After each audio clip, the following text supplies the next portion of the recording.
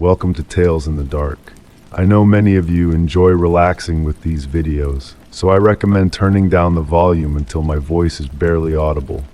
It'll make the experience even more soothing. Before you close your eyes, let me know in the comments where you're listening from. Leave a like and subscribe to the channel. Over 99% of viewers aren't subscribed.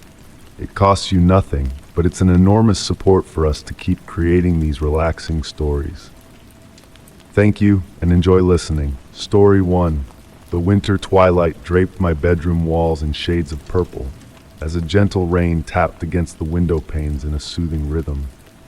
A solitary candle on my antique vanity, a cherished heirloom from my grandmother, cast dancing shadows that intertwined with the fragrant scent of burning firewood downstairs, enveloping me in a warm cocoon of comfort.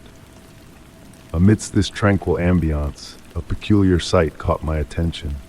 As I tidied my hair before the mirror, a flicker of movement behind me, a tall, slender figure, seemed to glide through the air like a phantom. Startled, I spun around, but the room was devoid of any presence. Returning my gaze to the mirror, I dismissed it as a mere trick of light and shadow. In the days that followed, I found myself drawn to reflections all around me. The gleaming surface of the polished table, the evening light on the window glass, even the tiny mirror in my car, each capturing fleeting glimpses of that enigmatic figure. It was as though a parallel world of reflections existed where this silent observer watched me with gentle curiosity. The figure, lacking distinct features, exuded a soft, silvery glow, almost ethereal in nature. At times, a faint smile seemed to grace its form, or a subtle gesture hinted at a desire to communicate. Rather than fear, I felt a deep sense of connection, as if this presence had always been intertwined with my existence, awaiting my awareness. One serene evening, engrossed in a book in my favorite armchair, I noticed the figure in the window's reflection appeared more defined than ever before. Instead of vanishing when I turned to face it directly, it lingered, almost tangible. A faint rustle, like silk in the breeze, whispered through the stillness, prompting me to approach the window. As I drew closer, the figure mirrored my movements, its graceful gestures captivating me. It extended a hand towards me, and in a trance-like state, I reciprocated. In that moment, a profound realization dawned upon me. Each appearance of the figure brought a profound sense of peace, enveloping the room in a tranquility that transcended the ordinary. Sounds softened, colors muted. Time itself seemed to pause in the presence of this ethereal visitor. It was as if a slice of a serene realm accompanied the figure, blurring the lines between reality and reverie. Seeking out reflections became a quest for that elusive tranquility, no longer driven by fear or curiosity, but by a yearning for the serenity the figure bestowed. In moments of quiet reflection, free from the burdens of the mind, the figure would appear, a silent companion offering solace in its presence. I refrained from unraveling its enigma, understanding that some mysteries are best left unsolved. The allure of the unknown surpassed any need for answers, as the very essence of the mystery held a beauty of its own. Even now, as the sunset casts its golden glow through the windows, elongating shadows on the walls, I pause to embrace the reflections around me. In the hushed moments when the world holds its breath, there it is, the luminous figure dancing among the mirrors, imparting a profound peace and a gentle reminder that some mysteries are meant to be embraced, not unraveled. Story 2. Amidst the autumn fog that blanketed the park in a gentle shroud of gray, the leaves swayed lazily in the cool evening breeze. Meandering along the gravel path, I relished the earthy aroma of damp soil, my footsteps echoing softly in the quietude. Soft halos of light from the street lamps pierced through the mist, casting a dim glow on the path ahead. And there, on a weathered wooden bench, I beheld a sight that stirred a sense of intrigue within me.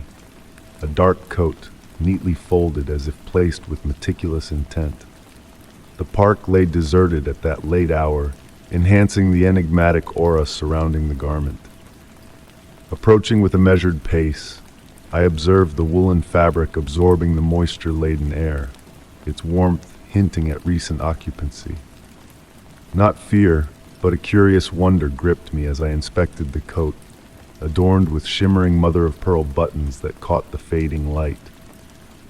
Delicately probing its pockets, my quest for clues yielded a solitary bus ticket from the year 1985, its aged appearance seemingly frozen in time. Seated beside the coat, I contemplated this relic from a bygone era, its yellowed paper evoking a sense of nostalgia that mingled with the thickening fog. A subtle fragrance of lavender and pipe tobacco wafted from the coat, conjuring images of yesteryears captured in monochrome photographs. Intriguingly, I discovered faded initials JM intricately embroidered within, a detail hinting at a mysterious past. The park's silence was pierced by a distant melody, ancient tunes reminiscent of a forgotten era, their origins elusive in the mist-shrouded night. Standing up to trace the elusive music, I found it to be both everywhere and nowhere, a ghostly presence weaving through the fog. Upon returning my gaze to the coat, a subtle shift had altered its position, the fabric appearing weathered and the button reflecting light askew. Despite the eerie sensation of being observed, solitude prevailed in the park, time seeming to warp and bend unnaturally. Lost in contemplation, I pondered the identity of JM, weaving fanciful tales of academia, artistry, or personal redemption. A fleeting touch brushed my shoulder, ethereal and transient as the wind's caress, yet no tangible presence lingered. The coat, now aged and worn, bore the weight of time's passing, its essence intertwined with the park's mysteries. Respecting the enigma before me, I departed, the haunting melody echoing in my wake, a waltz of unfamiliar yet hauntingly familiar notes. Returning the following morning, the bench stood empty save for the lingering imprint of the coat, a phantom memory etched in dew-kissed wood. A new bus ticket, dated that very day, marked a subtle shift in the park's ethereal narrative. Still on misty evenings, the spectral echoes of that distant melody linger, mingling with the scent of lavender and tobacco. Shadows dance among the trees, hinting at a specter clad in elegance, disappearing into the twilight as swiftly as a dream. And in those fleeting moments, as the streetlights flicker in the fog, the park whispers tales of bygone souls and timeless mysteries, forever veiled in the mists of memory. Story 3. The rain softly tapped against the windows of my vintage country abode, crafting a hypnotic melody that harmonized with the gentle creaks of the hardwood floor beneath my steps. On this autumn eve, the veil between reality and fantasy seemed unusually thin. Outside, the tree leaves pirouetted in the darkness, casting ever-shifting shadows on the cream-colored walls through the misty panes. Nestled in my cherished armchair, cradling a cup of now cool chamomile tea, I idly watched as the light from the floor lamp painted a golden halo on the ground. There was a subtle shift in the air that night, a lingering sensation that eluded my grasp. It felt as though the atmosphere had thickened, and the silence of the house had taken on a tangible weight. Slowly, I rose, drawn by a flicker of movement caught in my peripheral vision. The hallway leading to the bedrooms appeared elongated, stretching beyond its usual confines. The shadows lurked in the corners, dense and alive, as if harboring secrets of their own. Standing at the threshold of the living room, I peered into the deepening darkness that enveloped the hallway's end. The temperature dropped gradually as I ventured forth, the floor emitting unfamiliar sounds beneath my feet. The ancestral photographs on the walls seemed to gaze at me with altered expressions, their familiar faces slightly distorted. Midway down the hallway, a peculiar scent wafted to my nostrils, a blend of aged books and damp wood foreign to my home. I turned to the window on my right, observing the intricate patterns the rain had etched on the glass, following an enigmatic design. And there it was, a shadow darker than the rest, gliding with an eerie grace along the opposite wall. It bore no visible source, existing with a solidity akin to condensed mist. Moving tentatively, it seemed to acknowledge my presence. My breath deepened as I watched, not with fear but with a curious sense of recognition, as though it had always lingered there awaiting discovery. The shadow halted near the guest room door, taking on a faintly human form. Stepping closer, it reacted to my approach, wavering slightly. The rain's whisper evolved into a constant murmur, as if conveying a message. Straining my ears, I almost discerned words in an unfamiliar yet strangely intelligible tongue. The air chilled around me, though not unpleasantly so, akin to being swathed in a cool silk sheet on a balmy summer night. The shadow began to glide toward me in a fluid motion, a slow dance unfolding. I stood transfixed as it drew near, halting a few paces away. Amidst the house's silence, my heartbeat was a steady rhythm. The shadow inclined, a gesture resembling a greeting. Compelled by an inexplicable urge, I raised a hand. Mirroring my movement, the shadow extended what seemed like a hand from its nebulous form. Though no physical contact transpired, a warmth pulsed where our hands nearly met. With the same graceful demeanor it had arrived, the shadow began to disperse, vanishing like smoke carried by an unseen breeze. In its wake lingered a faint scent of jasmine and a profound sense of tranquility. Time seemed suspended as I lingered in the hallway, the rain's cadence fading into the night. Returning to the living room, I found my tea still warm, as if untouched by the temporal passage of my encounter. Since that fateful night, on rainy evenings, I tread the hallway with heightened awareness. At times, a fleeting glimpse hints at the familiar form dancing just beyond my sight. The mystery of the shadow remains unsolved, yet it left not dread but a realization that some enigmas require no unraveling. The hallway now harbors its secret, and on quiet nights, when rain taps against the windows, I await, a blend of curiosity and peace, for a new rendezvous with the shadow that waltzes beyond the corridor. Story 4. In the depths of night, a gentle pendulum ticked rhythmically, its sound weaving through the darkness like a lullaby. Each tick echoed softly, a steady beat in the quiet, creating a sense of time slipping by in a place unknown. Slowly my eyes fluttered open, revealing a room bathed in a hazy twilight. Everything was unfamiliar to me. I found myself reclining on a plush burgundy velvet couch, its surface soft yet weathered with the marks of time. The air held a unique fragrance, a blend of aged wood, dried flowers, and an elusive hint of something unidentifiable. Dim light filtered through heavy brocade curtains, casting ethereal patterns on faded Victorian wallpaper. As my gaze adjusted to the shadows, I started to notice the intricate details of the room.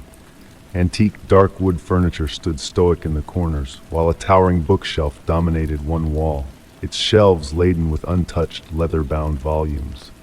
On a small table next to the couch sat a delicate porcelain teacup, wisps of steam still rising from its contents. I rose from the couch with a sense of stiffness, as if I had been in slumber for an eternity. Each step on the Persian rug felt muffled as I made my way to the window. Drawing back the curtains, I revealed a misty garden where ghostly shapes of trees and bushes swayed in the evening breeze. My reflection in the glass disclosed a disturbing truth. I was clad in garments that did not belong to me, a white linen shirt, a brocade vest, and velvet trousers, all tailored to perfection in a style of a bygone era. With trembling hands, I touched the fabric, marveling at its craftsmanship. A flicker of movement at the corner of my vision drew my attention inward, but the room remained still, except for the pendulum's unwavering motion, a constant reminder of the elusive passage of time in this peculiar place. Driven by curiosity, I decided to venture beyond the confines of the room. The door creaked open, revealing a long, dim hallway adorned with portraits of unfamiliar faces. Their eyes seemed to track my every move as I cautiously proceeded. The aged wooden floor groaned beneath my weight, each sound magnified by the encompassing silence. A staircase beckoned me upward, where the air grew cooler with each step. The banister felt cold to the touch, yet oddly familiar. Ascending to the upper floor, a row of closed doors lined the hallway, each bearing a brass nameplate with inscriptions shrouded in the dimness. It was then that a faint melody reached my ears. Piano notes, delicate and distant, drifted through the air like a whispered secret. The music seemed to emanate from the last room at the hallway's end, drawing me closer with its haunting beauty. Pushing open the final door, I found an empty room save for a grand piano veiled in white. No one occupied the stool, yet the echo of the melody lingered in the stillness. Approaching the piano, I uncovered it to reveal an old, yellowed photograph resting on the ivory keys. Studying the image in the fading light, I beheld a scene of the very room I stood in, but from a different time. Seated at the piano was a figure that sent a shiver down my spine. It was me, attired in the same antique clothing I now wore, though the photo bore the marks of a distant century. Returning downstairs, an unusual calm settled over me despite the surreal experience. The pendulum's rhythmic beat seemed to synchronize with the rhythm of my own heart. Settling back on the couch, I noticed the teacup still held warmth, as if waiting for my return. Gazing into the amber liquid, a realization dawned upon me. Perhaps I had never truly awakened. Maybe I had stepped into a dream long dreamt by another. The pendulum continued its hypnotic cadence, marking the passing moments of a time that may have never been, within a house that seemed to hold secrets beyond my grasp. Sipping the tea, its familiar taste enveloped me in a sense of belonging. Beyond the windows, the fog veiled the garden, blurring the lines between reality and reverie. And in that moment, I understood. I was meant to linger in this enigmatic house, a place that had awaited my arrival for longer than I could fathom. Story 5. The autumn mist draped the streets like a soft silver veil, enveloping every streetlight in a hazy glow under the night sky. It was late, and I was on my way home from a grueling work shift when I first sensed it. A pair of headlights in the fog, trailing behind me at a steady distance. What caught my attention was a subtle intuition, a whisper in my mind, hinting at something peculiar about how that car mirrored my every move, turn after turn. The gentle hum of its engine felt like a rhythmic breath, synchronized with my journey. When I slowed down, it slowed down. When I sped up slightly, it matched my pace. Peering into the rearview mirror, all I could discern was a shadowy outline, a sedan maybe, with headlights resembling vigilant eyes never straying from me. The road meandered through the quiet neighborhood, the peaceful houses exuding a sense of calm that clashed with my growing unease. Curious, I decided to deviate from my usual route and take a longer path. To my surprise, the car followed suit, maintaining that mesmerizing distance that now seemed almost familiar.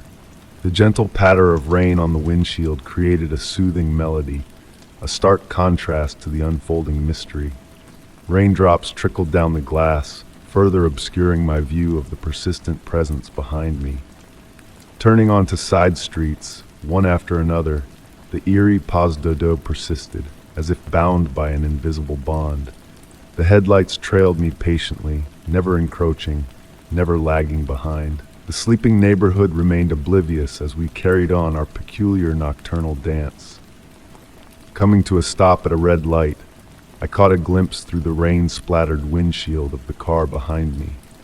A figure seated in the driver's seat, unmoving like a statue. Deciding it was time to return home, I found the car still faithfully in tow, a shadow in the night. Parking in my driveway, I killed the engine, plunging into a sudden silence punctuated only by the rain's gentle tap on the car roof and my own heartbeat. Glancing at the rearview mirror, I watched the car come to a gentle halt several yards away, headlights piercing the darkness, as if in wait. Minutes stretched like eternity until, gradually, the headlights dimmed. In the dimness of the street, I could still discern the silhouette of the vehicle. Summoning my courage, I stepped out into the rain, shielded by my jacket. But as I turned to inspect more closely, the street lay empty. The car that had trailed me all that time had vanished without a trace. Since that fateful night, every evening drive is accompanied by more frequent glances in the rearview mirror. Sometimes, in the thickness of the mist, I catch a glimpse of those familiar headlights in the distance, patient, lingering. I ponder if that car still roams the night in pursuit of another, or if it bides its time, waiting for the opportune moment to resume our nocturnal dance through the city's silent streets. Story 6. In the hush of the night, a delicate mist twirled through the air like a ghostly dancer. Nestled in my cherished armchair, the deep burgundy velvet one beside the grand antique mirror, I lost myself in a book under the gentle glow of a vintage lamp. The rhythmic ticking of the pendulum clock echoed through the room, lulling me into a trance, while the crackling warmth of the fireplace embraced me in a cozy cocoon. Amid this serene moment, a peculiar sensation crept into my awareness. It started as a fleeting whisper, a flicker at the corner of my vision. Lifting my gaze from the pages, I met my own reflection in the ancient mirror. The ornate golden frame shimmered in the flickering firelight, casting a subtle sheen. Yet as I peered at my mirrored self, a shiver tiptoed down my spine. Something felt off, imperceptibly askew. Tilting my head, I noticed a subtle lag in my reflection's movements, as if it strived to mimic rather than naturally mirror me. I brushed it off as fatigue or the capricious shadows cast by the wavering flames. But the disquiet grew as I scrutinized further. Raising my hand, the reflection hesitated before mirroring the gesture. A smile tugged at my lips, and the reflection's smile followed, slightly delayed. The once comforting crackle of the fireplace now sounded ominous, as if whispering secrets. The room's air thickened, charged with a quiet tension that slowed my breath. A blend of candle wax and ancient musk enveloped me, evoking forgotten tales and faded memories. Rising from the chair with deliberate grace, I noticed how my reflection moved with an unnatural fluidity, executing a choreographed dance instead of mirroring my spontaneity. Its eyes held depths darker than mine, hinting at hidden truths. Drawing closer to the mirror, I discerned more unsettling discrepancies. The reflected room differed slightly from mine. Books rearranged, unfamiliar objects scattered. An old photograph, depicting a serene seascape in my world, revealed a blurred figure fixated on me in the reflection. The pendulum of the clock swung tirelessly, yet in the mirror's realm, time seemed to ebb at a languid pace. Shadows from the fireplace waltzed on the walls, weaving silent tales of spectral beings. Tentatively, I reached out to touch the mirror's icy surface, and my reflection mirrored the gesture with an almost beckoning allure. Fingertips met on the cool glass, but while I felt the chill, my reflection's expression hinted at a different sensation altogether. Stepping back, I watched as the reflection hesitated, as if contemplating whether to follow my lead. When it moved, its actions grew increasingly independent, as if carving its own path. Retrieving an old velvet cloth, I veiled the mirror in secrecy. Yet, before the fabric obscured the unsettling image, I glimpsed a mysterious smile on my reflection's face. A smile foreign to my own visage. Since that eerie night, the mirror has remained shrouded. In the still of the night, whispers of phantom movements drift from behind the velvet, as if a parallel existence echoes in a mirrored realm identical to mine. And in the deepest tranquility, when the house slumbers in silence, I ponder if that reflection lingers, leading a shadowed life parallel to mine in a realm of glass and silver. The truth eludes me. Was it reality or a figment of my mind? Now, each glance into a mirror births a seed of doubt. Am I truly gazing at my reflection, or a cunning mimic that blurs the line between truth and illusion? Story 7. The night was shrouded in a deep silence, broken only by the rhythmic symphony of the train wheels gliding over the tracks. Nestled in the final carriage, I found myself enveloped in a soft, dim light that gently caressed the interior. The air held a comforting warmth, and the steady motion of the train cast a spell of hypnotic tranquility. Peering through the window, I watched as the mist outside swirled lazily, morphing into fleeting shapes that dissolved into the obsidian night. In that solitary carriage, I believed myself to be the sole passenger, cocooned in solitude. Yet, a subtle unease crept over me. My reflection in the window's glass melded with the night, conjuring an illusion of an enigmatic presence observing me from the shadows. The cadence of the rails whispered a mechanical lullaby, coaxing me towards slumber. It was then that a peculiar sight caught my eye in the glass. A shadow loomed behind me, a figure seated a few rows away. I had not noticed anyone boarding, yet here they were, a silent sentinel in the stillness. The train pressed on through the night, its wheels spinning tales of yore in their ceaseless rhythm.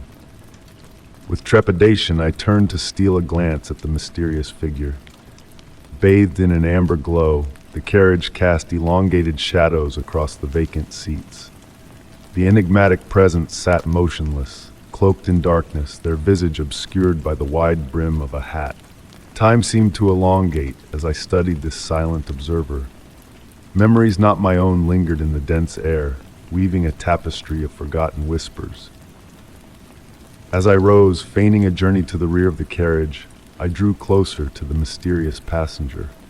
Their coat, a fabric that absorbed light rather than reflecting it, exuded an unearthly chill. An aroma of lavender and ancient tomes lingered in their wake. Passing by their seat, time seemed to stutter, the distant hum of the tracks fading into a distant echo. A disquieting realization gripped me. The figure beneath the coat remained eerily still, devoid of the telltale rise and fall of breath. Arriving at the end of the carriage, uncertainty clouded my thoughts. Should I proceed to the next carriage or return to my seat?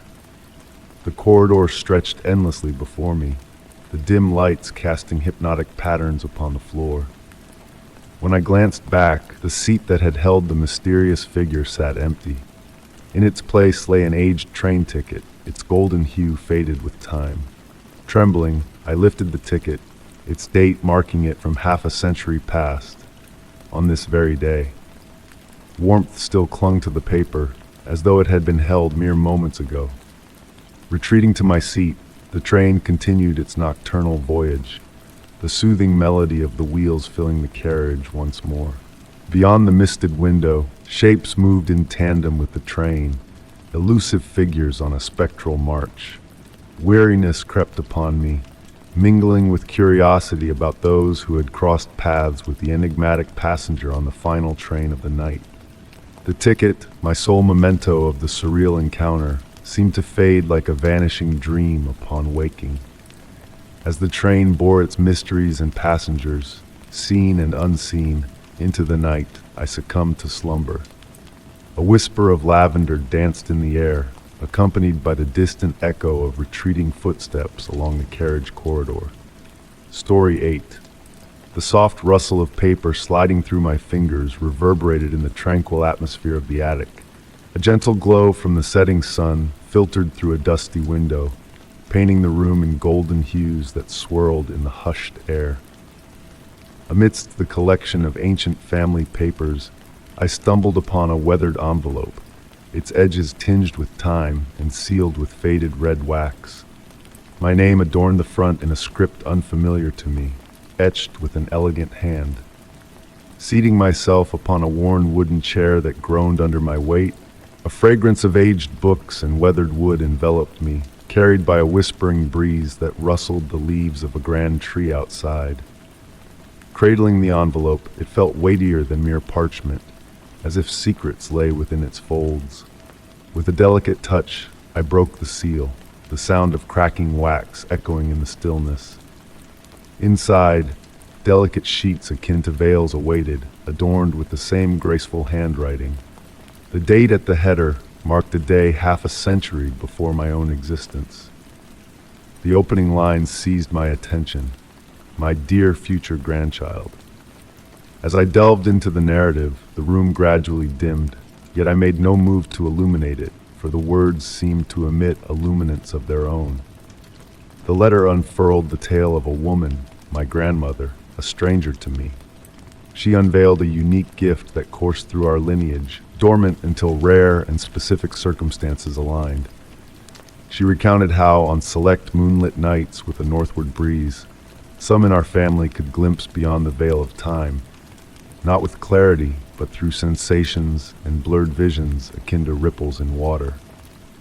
My grandmother detailed how she had foreseen my presence, envisioning me within that very attic, poring over her words. A chill crept down my spine as I read on. Her prose grew more intimate, more personal. She narrated her attempts to wield this gift for the family's protection, to shepherd them through trials. Yet she warned of the toll each glimpse exacted, a slice of her essence surrendered to the unseen. In the attic's silence, time seemed suspended, shadows elongating on the walls, entwined with the memories etched on those aged pages. The missive continued, prophesying events in my life, some recognizable, others veiled in tomorrow's mist. With each word, the handwriting subtly shifted, the strokes wavering as if each syllable demanded greater effort. The final page posed the greatest challenge to decipher. Here my grandmother spoke of a pivotal choice I would confront, a juncture where the gift would stir within me.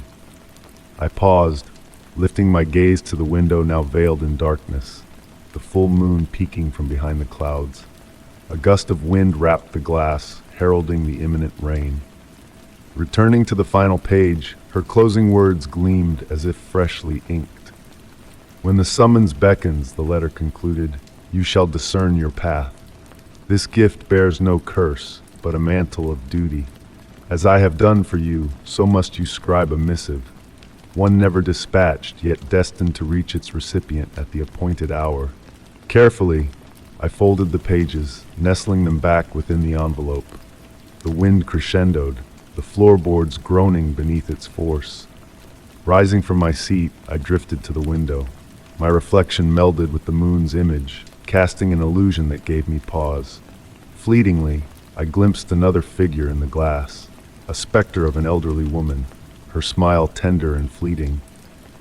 Blinking, the apparition vanished, leaving only a blank sheet and pen on the desk, where naught had been before. Resettling at the table, the room aglow in lunar silver, I took up the pen, commencing, My dear future grandchild. Story 9. The quiet of the night draped itself over the winding streets of the quaint hillside town like a soft velvet blanket. It was an autumn evening, the air infused with the scent of burning wood and damp leaves, as wisps of fog slithered through the narrow alleyways like silent phantoms. From my perch on the third floor of the apartment building, I peered out at the neighboring houses, their windows aglow with a comforting amber light. Despite the lateness of the hour, an eerie stillness hung in the air, shrouding the town in an unusual tranquility. The distant chime of the church bell marked the hour as 10 o'clock, its toll sounding hollow and distant, as though muted by a thick layer of cotton. Having only recently moved to this enigmatic town 3 weeks prior, I found myself captivated by the deserted streets below. Typically, even at this late hour, there would be signs of life, a dog walker making their nightly rounds, or the murmur of voices from the nearby bar drifting through the night air. But tonight, an unsettling silence reigned supreme. Nestled in my favorite armchair, a steaming cup of chamomile tea cradled in my hands, I observed the absence of even the usual stray cat that frequented Mrs. Miller's windowsill. The tendrils of steam rising from my cup pirouetted through the air, their fleeting forms dissolving into the darkness of the room. I had chosen to keep only a small reading lamp aglow, casting gentle shadows that danced upon the cream-colored walls. A sudden rustling sound broke the silence, emanating from the darkened hallway that led to the bedroom. Intrigued rather than frightened, I rose from my seat, setting the cup down on the nearby wooden table with care. As I ventured closer to the source of the sound, a chill crept into the air, not the harsh bite of winter, but a coolness reminiscent of ancient stone walls.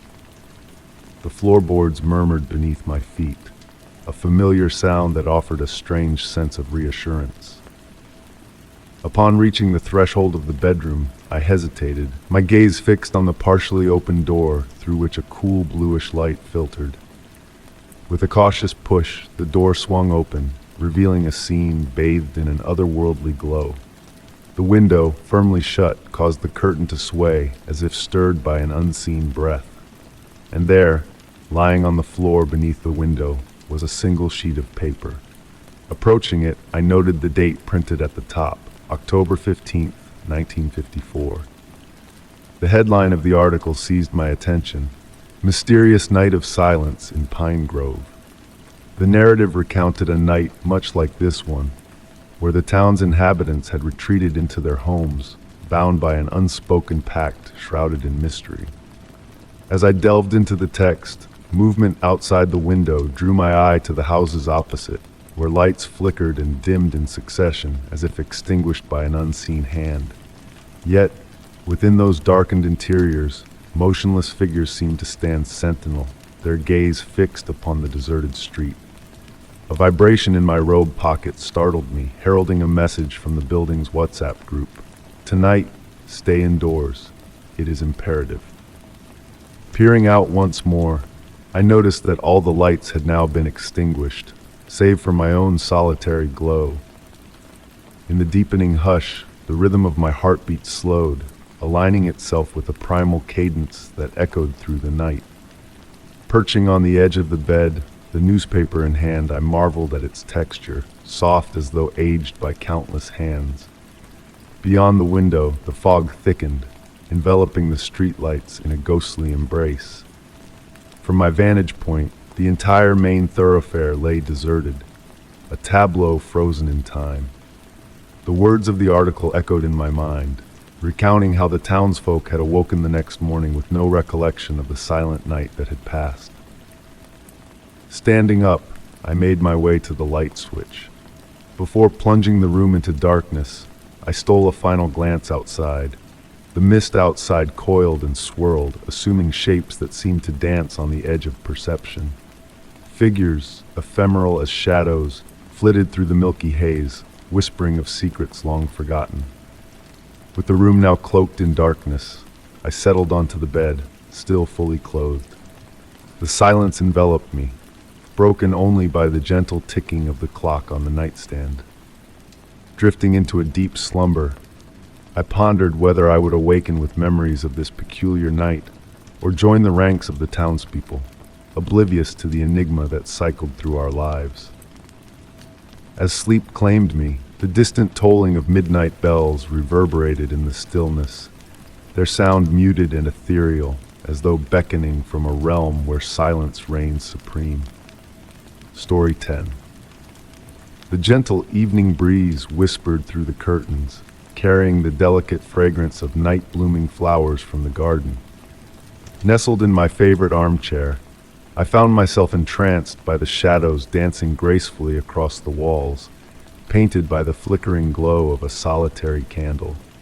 A nostalgic air enveloped me as I glanced at my treasured possession resting on the nearby table, an old Polaroid camera gifted to me by my grandmother, a relic of cherished memories.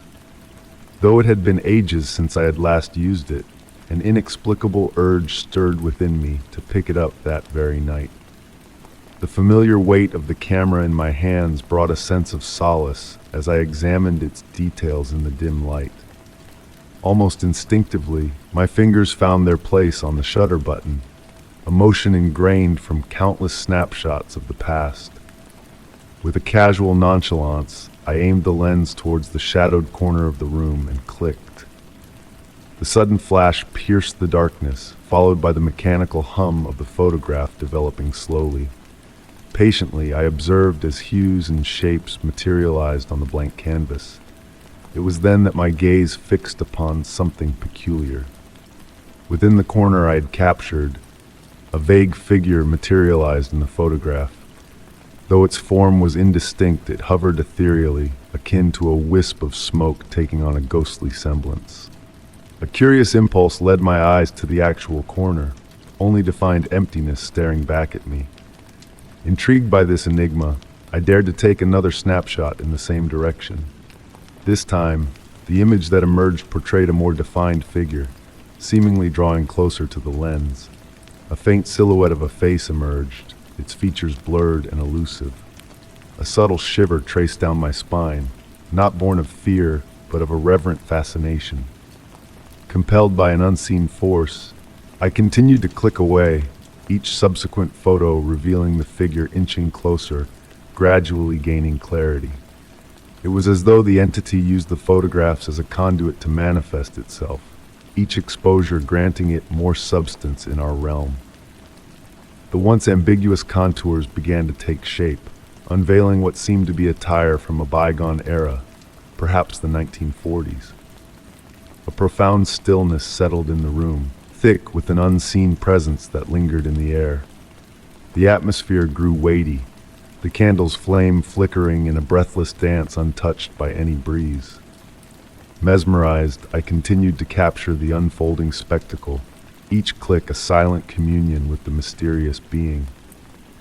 In the final photograph of that mystifying evening, the figure loomed so close that it dominated the frame entirely. A soft smile graced the woman's visage, her eyes seemingly peering through the glossy surface directly into mine. There was an uncanny familiarity in that smile, stirring dormant memories from the recesses of my mind. It was only as I rose to retrieve an old photo album that I noticed a faint tremor in my hands. Leafing through the aged pages, I stumbled upon the revelation I sought. A vintage photograph of my grandmother in her youth, captured with the very same Polaroid. The identical smile captured in that evening's final photo mirrored the one frozen in time in the album. Carefully arranging the snapshots on the table, I arranged them in chronological order, each frame narrating a silent tale of a connection bridging two worlds, woven through the lens of an antiquated camera. I refrained from attempting to replicate the inexplicable encounter, returning the Polaroid to its place on the shelf. Even now, on tranquil evenings suffused with the golden hues of dusk, I find myself drawn to those photographs. At times it appears as though the smile in the images subtly shifts, as if my grandmother were endeavoring to convey a message. In those fleeting moments, the boundary between memories and reality blurs, akin to the delicate surface of a newly developed Polaroid, inviting me to linger in the tranquil embrace of the unknown. Story 11. The fall breeze whispered through the trees, weaving a gentle melody that harmonized with the hushed hum of the surrounding crowd. Nestled on my cherished bench in the park, I watched as people meandered along the well-trodden paths. The air held a crispness, carrying the fragrance of moist soil and damp wood. Though a book lay in my grasp, my focus was drawn to a subtle, almost elusive sensation that had lingered with me for days. It began so subtly. One morning on my way to work, a tingling caressed my neck, as though eyes were fixed upon me. Upon turning, only the usual throng of commuters scurrying to their destinations met my gaze. Yet, in the days that followed, that feeling grew more frequent, more palpable. During lunch breaks, amidst grocery runs, even in the haven of my beloved cafe, people continued to pass my bench, some solitary, others in pairs. A woman in a scarlet coat paused to glance at her phone. An elderly gentleman sauntered with a polished wooden cane. Amidst these familiar faces, a disquieting presence lingered, something undefined yet unmistakable. Closing my book, I rose and decided to stroll. The sky blushed with amber hues as streetlights flickered to life one by one. I traversed the main thoroughfare, the sound of my footsteps mingling with the gravel beneath. The sensation persisted, akin to an unseen shadow trailing me at a fixed distance. Halting by a storefront, I feigned interest in the wares on display.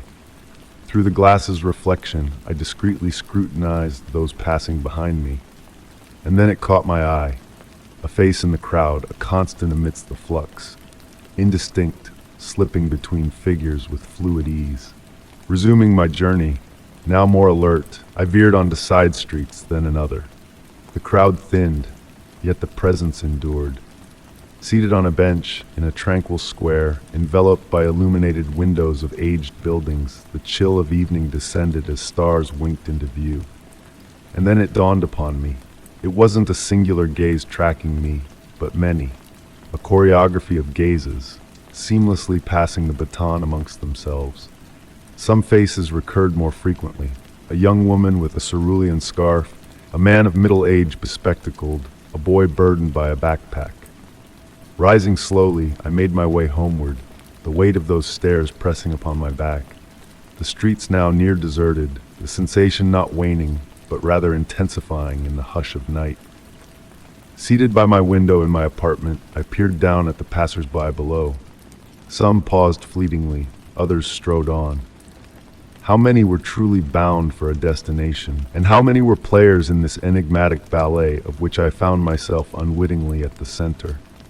Most unsettling was their sheer normalcy, blending seamlessly with the masses. As city lights flickered to life, I pondered the essence of this silent vigil. Who were these individuals? What quest impelled their watchful eyes? And above all, why me? Queries hung in the air as night draped the city in its obsidian cloak. Since then, I've grown accustomed to this awareness. At times, I endeavor to spot my observers, while on others, I feign ignorance.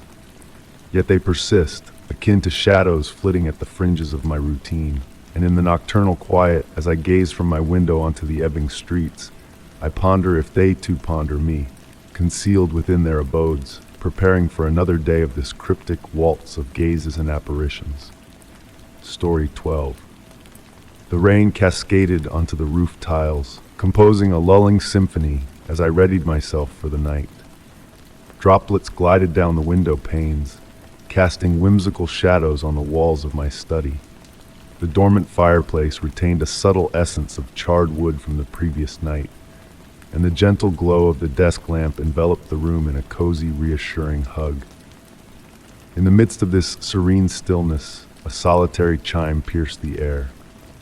A sound that defied logic, for the vintage rotary phone on the shelf had been disconnected long ago when I opted for just my cell phone.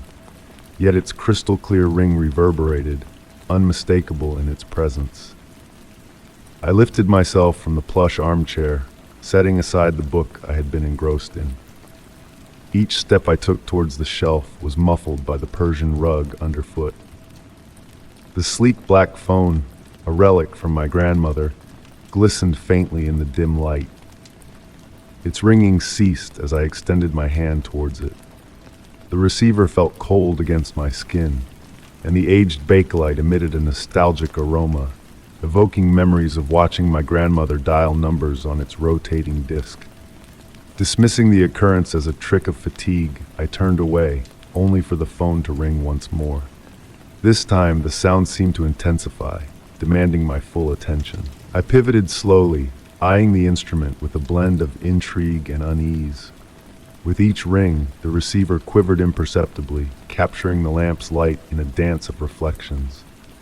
I found myself counting the rings. 1, 2, 3, 4. On the fifth, almost instinctively, I reached out and raised the receiver. The ensuing silence was profound, punctuated solely by the steady rainfall against the windows. I brought the receiver to my ear, the chilly backlight grazing my cheek. Instead of the familiar dial tone, I encountered a void of sound, an absence that seemed to echo. And then, a breath, slow, measured, distant. It carried a familiarity, stirring dormant memories. It mirrored the rhythm of my grandmother's breathing as she dozed in her cherished armchair, always near the phone. "Hello?" I murmured, my voice a mere whisper amidst the rain's cadence. The breath on the other end paused, as if in anticipation. Gradually it morphed into a protracted, melancholic sigh tugging at my heartstrings. I stood frozen, ear pressed to the receiver, engrossed in that breath that now synchronized with the rain's beat. There was no fear, only a peculiar sense of tranquility mingled with nostalgia. It felt as though that suspended moment between reality and reverie was narrating a wordless tale. The breathing persisted, punctuated by pregnant pauses that seemed laden with significance. I shut my eyes, allowing the sound to envelop me like a familiar shroud. Time seemed to falter, but when I reopened my eyes, the room had shifted. The lamplight felt warmer, more embracing, and a hint of lavender lingered in the air, my grandmother's cherished perfume. Reluctantly, I returned the receiver to its cradle. The phone fell silent, yet exuded a comforting aura, as if its message had been conveyed. I settled back into the armchair, gazing at the instrument in the dimness. The rain persisted in its melodic descent, blending with memories. Since that night, the phone has remained still. Yet on rainy evenings, when the silence deepens, I sense a faint breath, a familiar sigh traversing time. In those fleeting moments, I smile, recognizing that some bonds transcend mere physical connections. Story 13. In the hush of the night, my footsteps whispered through the ancient wooden corridor. Each step echoed softly, a rhythmic dance with the rain's gentle tap on the window panes. The air held a nostalgic embrace, a blend of aged wood and weathered paper. At the far end of the hallway stood a door I had avoided for months, its lock catching the faint light like a beckoning eye. I vividly recalled securing it last, the key turning thrice with a reassuring click. A ritual of closure that now felt oddly disrupted. An icy aura enveloped the door, dust swirling on the brass handle in intricate circles, an unseen hand's delicate touch. Curious, I leaned in, noting the wood's unexpected warmth beneath my palm, a warmth that defied logic, a secret pulse from within. Straining against the silence, I detected a distant murmur, a phantom breath teasing my senses. Retrieving the key from my robe, its unexpected heat startled me. With cautious precision, I eased it into the lock, a silent prayer for what lay beyond. The lock resisted briefly, a subtle defiance that quickened my pulse with anticipation rather than fear. With a subtle twist, the mechanism yielded, granting entry with a whispered sigh. The room exhaled a fragrant sigh, the scent of vanilla lingering in the air like a tender embrace. Moonlight bathed the space in ethereal glow, unveiling a familiar yet altered realm. Books stood in new formations, their spines weaving cryptic tales. An empty cup sat abandoned, a silent witness to unseen hands. Tracing the desk's surface, my fingertips brushed traces of vanished words, a language of shadows and whispers. A forgotten note awaited, bearing a message in my own hand. Time flows differently here. As I absorbed those cryptic words, a surreal stillness enveloped me. The room's heartbeat synchronized with mine, a shared rhythm of secrets and illusions. Nestled in the velvet armchair, I glimpsed fleeting movements in the window's reflection, a phantom dance of light and shadow. A subtle shift occurred as reality blurred at the edges, every object in subtle flux. The once cold cup now exuded warmth, a silent invitation to partake in the room's enigmatic dance. Rising from the chair, I carried the weight of the room's mysteries like a cherished burden. Soundlessly, I tread back to the door, the hallway a realm of muted whispers. Pausing at the threshold, I cast a final glance, the room exhaling a lullaby of secrets. With a gentle click, I sealed the door, a promise of undisturbed slumber. Since that fateful night, a whisper of vanilla tea lingers in the air whenever I pass by. The rustle of phantom pages flutters in the silence, a reminder of the room's hidden reverie. Though the door remains closed, its secrets breathe softly, a tale best left to dream in tranquil shadows. Story 14. The night's tranquility was broken by a distant, ethereal melody that wove its way into my cozy sanctuary. Nestled in my beloved armchair, a woolen blanket draped over my legs, and a forgotten cup of chamomile tea at my side, I lifted my gaze from the book in my hands. The delicate notes drifted through the air like whispers of a long-forgotten tune, stirring something deep within me. It was the gentle hum of a piano, its music both unfamiliar and yet strangely familiar, like a distant memory from a dream long past. In the dimly lit room, shadows danced on the walls, casting a soft glow around me, courtesy of the lone lamp beside me. Intrigued, I rose from my seat, the blanket slipping silently to the floor, and made my way to the window, drawn by the haunting melody that seemed to beckon from beyond. Outside, the world slept soundly under the watchful gaze of the full moon, its silvery light painting the garden in an otherworldly sheen. The trees swayed in harmony with the gentle night breeze, their silhouettes dancing against the pale backdrop of the night sky. As I ventured through the silent house, the music became my guide, leading me on a mysterious journey from room to room. Its elusive source seemed to shift and change, teasing me with its elusive presence. In the kitchen, it whispered from the living room. In the living room, it echoed from the stairs. On the stairs, it beckoned from the upper floor. It was a mesmerizing game of echoes and whispers, drawing me deeper into the enigma that enveloped my home. Reaching the upper floor, I noticed my bedroom door slightly ajar, a detail that puzzled me as I distinctly recalled leaving it wide open that morning. Moonlight filtered through the sheer curtains, casting intricate patterns on the floor, illuminating the room in a soft, eerie glow. The music, now clearer and more defined, seemed to emanate from within, drawing me closer to its elusive source. Standing at the threshold, I beheld my old music box on the bedside table, a relic from my grandmother that had long been silent and untouched. Yet on this mysterious night, its tiny ballerina twirled gracefully, casting a dancing shadow on the wall, its melody echoing through the room with newfound clarity. With each delicate turn, the music box seemed to radiate an otherworldly light, drawing me in with an irresistible pull. Approaching cautiously, I felt the music box's surface, unexpectedly warm to the touch. The ballerina, once a simple porcelain figure, now bore a striking resemblance to my grandmother, her features etched in exquisite detail, her familiar smile frozen in time. Our eyes met for a fleeting moment, and the melody shifted, transforming into a soothing lullaby that stirred memories long forgotten. I stood transfixed, enveloped in a bittersweet embrace of peace and nostalgia as the music filled the room, wrapping me in a cocoon of memories and emotions.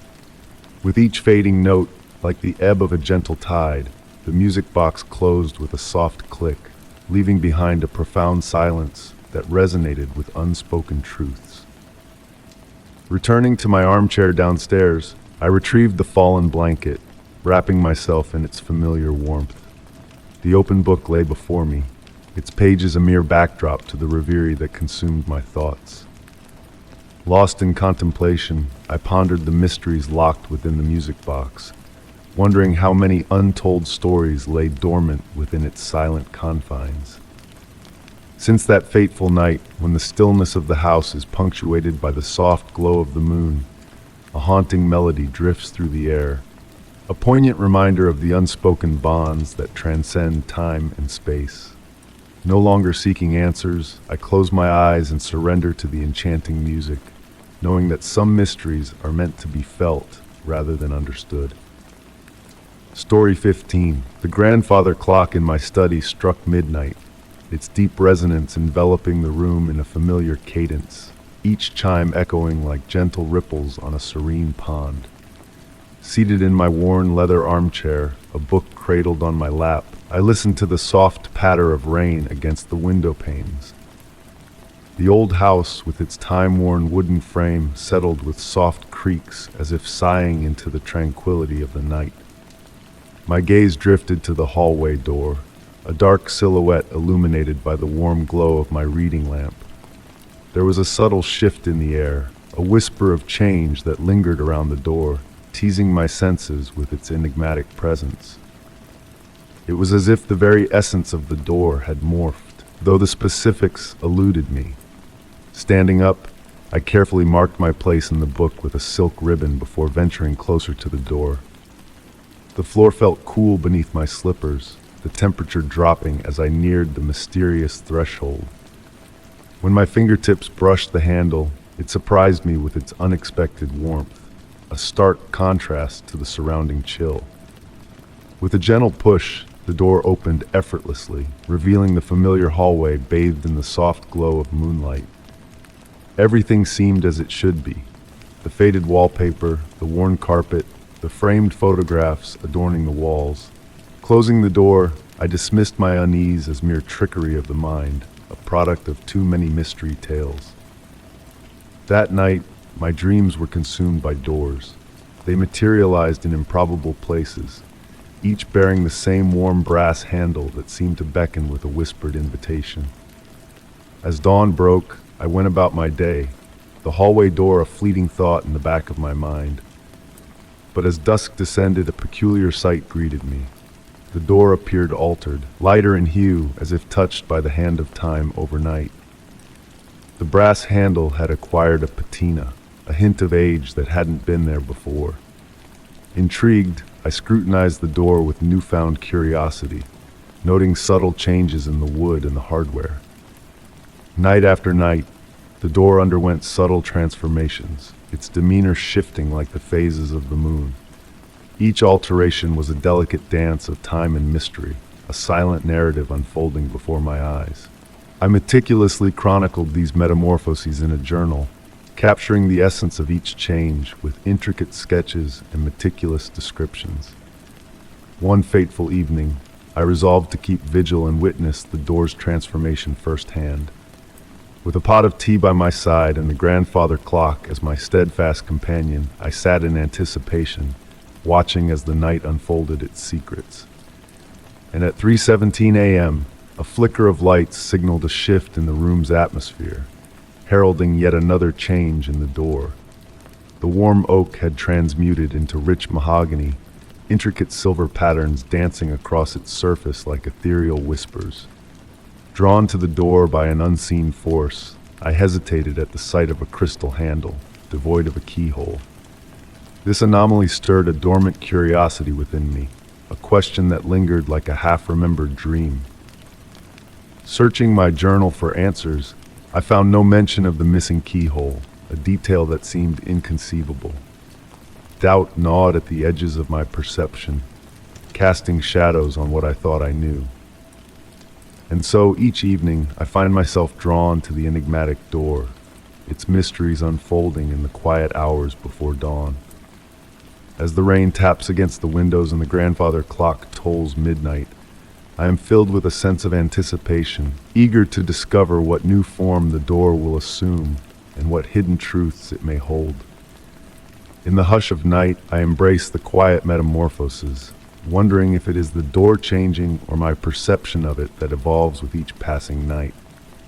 And in that liminal space between certainty and doubt, I am content to let the mysteries of the door weave their spell, offering glimpses of other worlds just beyond reach. Story 16. The moonlight filtered through the sheer curtains, casting ethereal shadows that danced upon the aged wooden floor. In the hush of the night, I found myself nestled in my cherished armchair, embraced by a comforting silence. It was then that my gaze fell upon the ancient mahogany box resting atop the mantelpiece. This box had been a fixture in the house since I inherited it from my grandmother, yet its contents remained a mystery to me, as I had never dared to open it. The moon's gentle glow caressed its glossy surface, causing the intricately carved decorations to appear alive, subtly moving in the darkness. I could not recall ever seeing the box opened, not even during my grandmother's time. It was simply a decorative object, existing on the fringes of my consciousness, much like a painting one gazes upon daily without truly seeing. However, on that particular night, there was a shift in the air. Perhaps it was the way the moonlight played upon the inlays, or maybe it was the profound stillness that enveloped the room.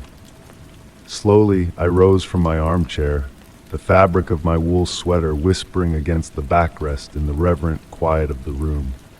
Each step I took towards the mantelpiece caused the wooden floor to emit a soft creak beneath my feet.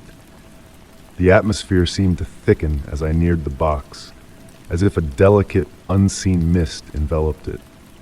My fingers grazed the smooth mahogany surface, surprisingly warm to the touch, almost pulsating with life. The intricate patterns of intertwined leaves and branches on its surface appeared to be on the brink of movement. For the first time, I noticed a minute detail that had eluded me before. A tiny eye nestled amidst the carvings on the lid. As I examined the box more closely, a faint, ancient scent wafted through the air, reminiscent of sandalwood, yet carrying a mysterious depth I could not place. Closing my eyes, I allowed the fragrance to stir forgotten memories within me. Vague recollections of a woman's gentle smile as she placed something inside the box, murmuring indiscernible words.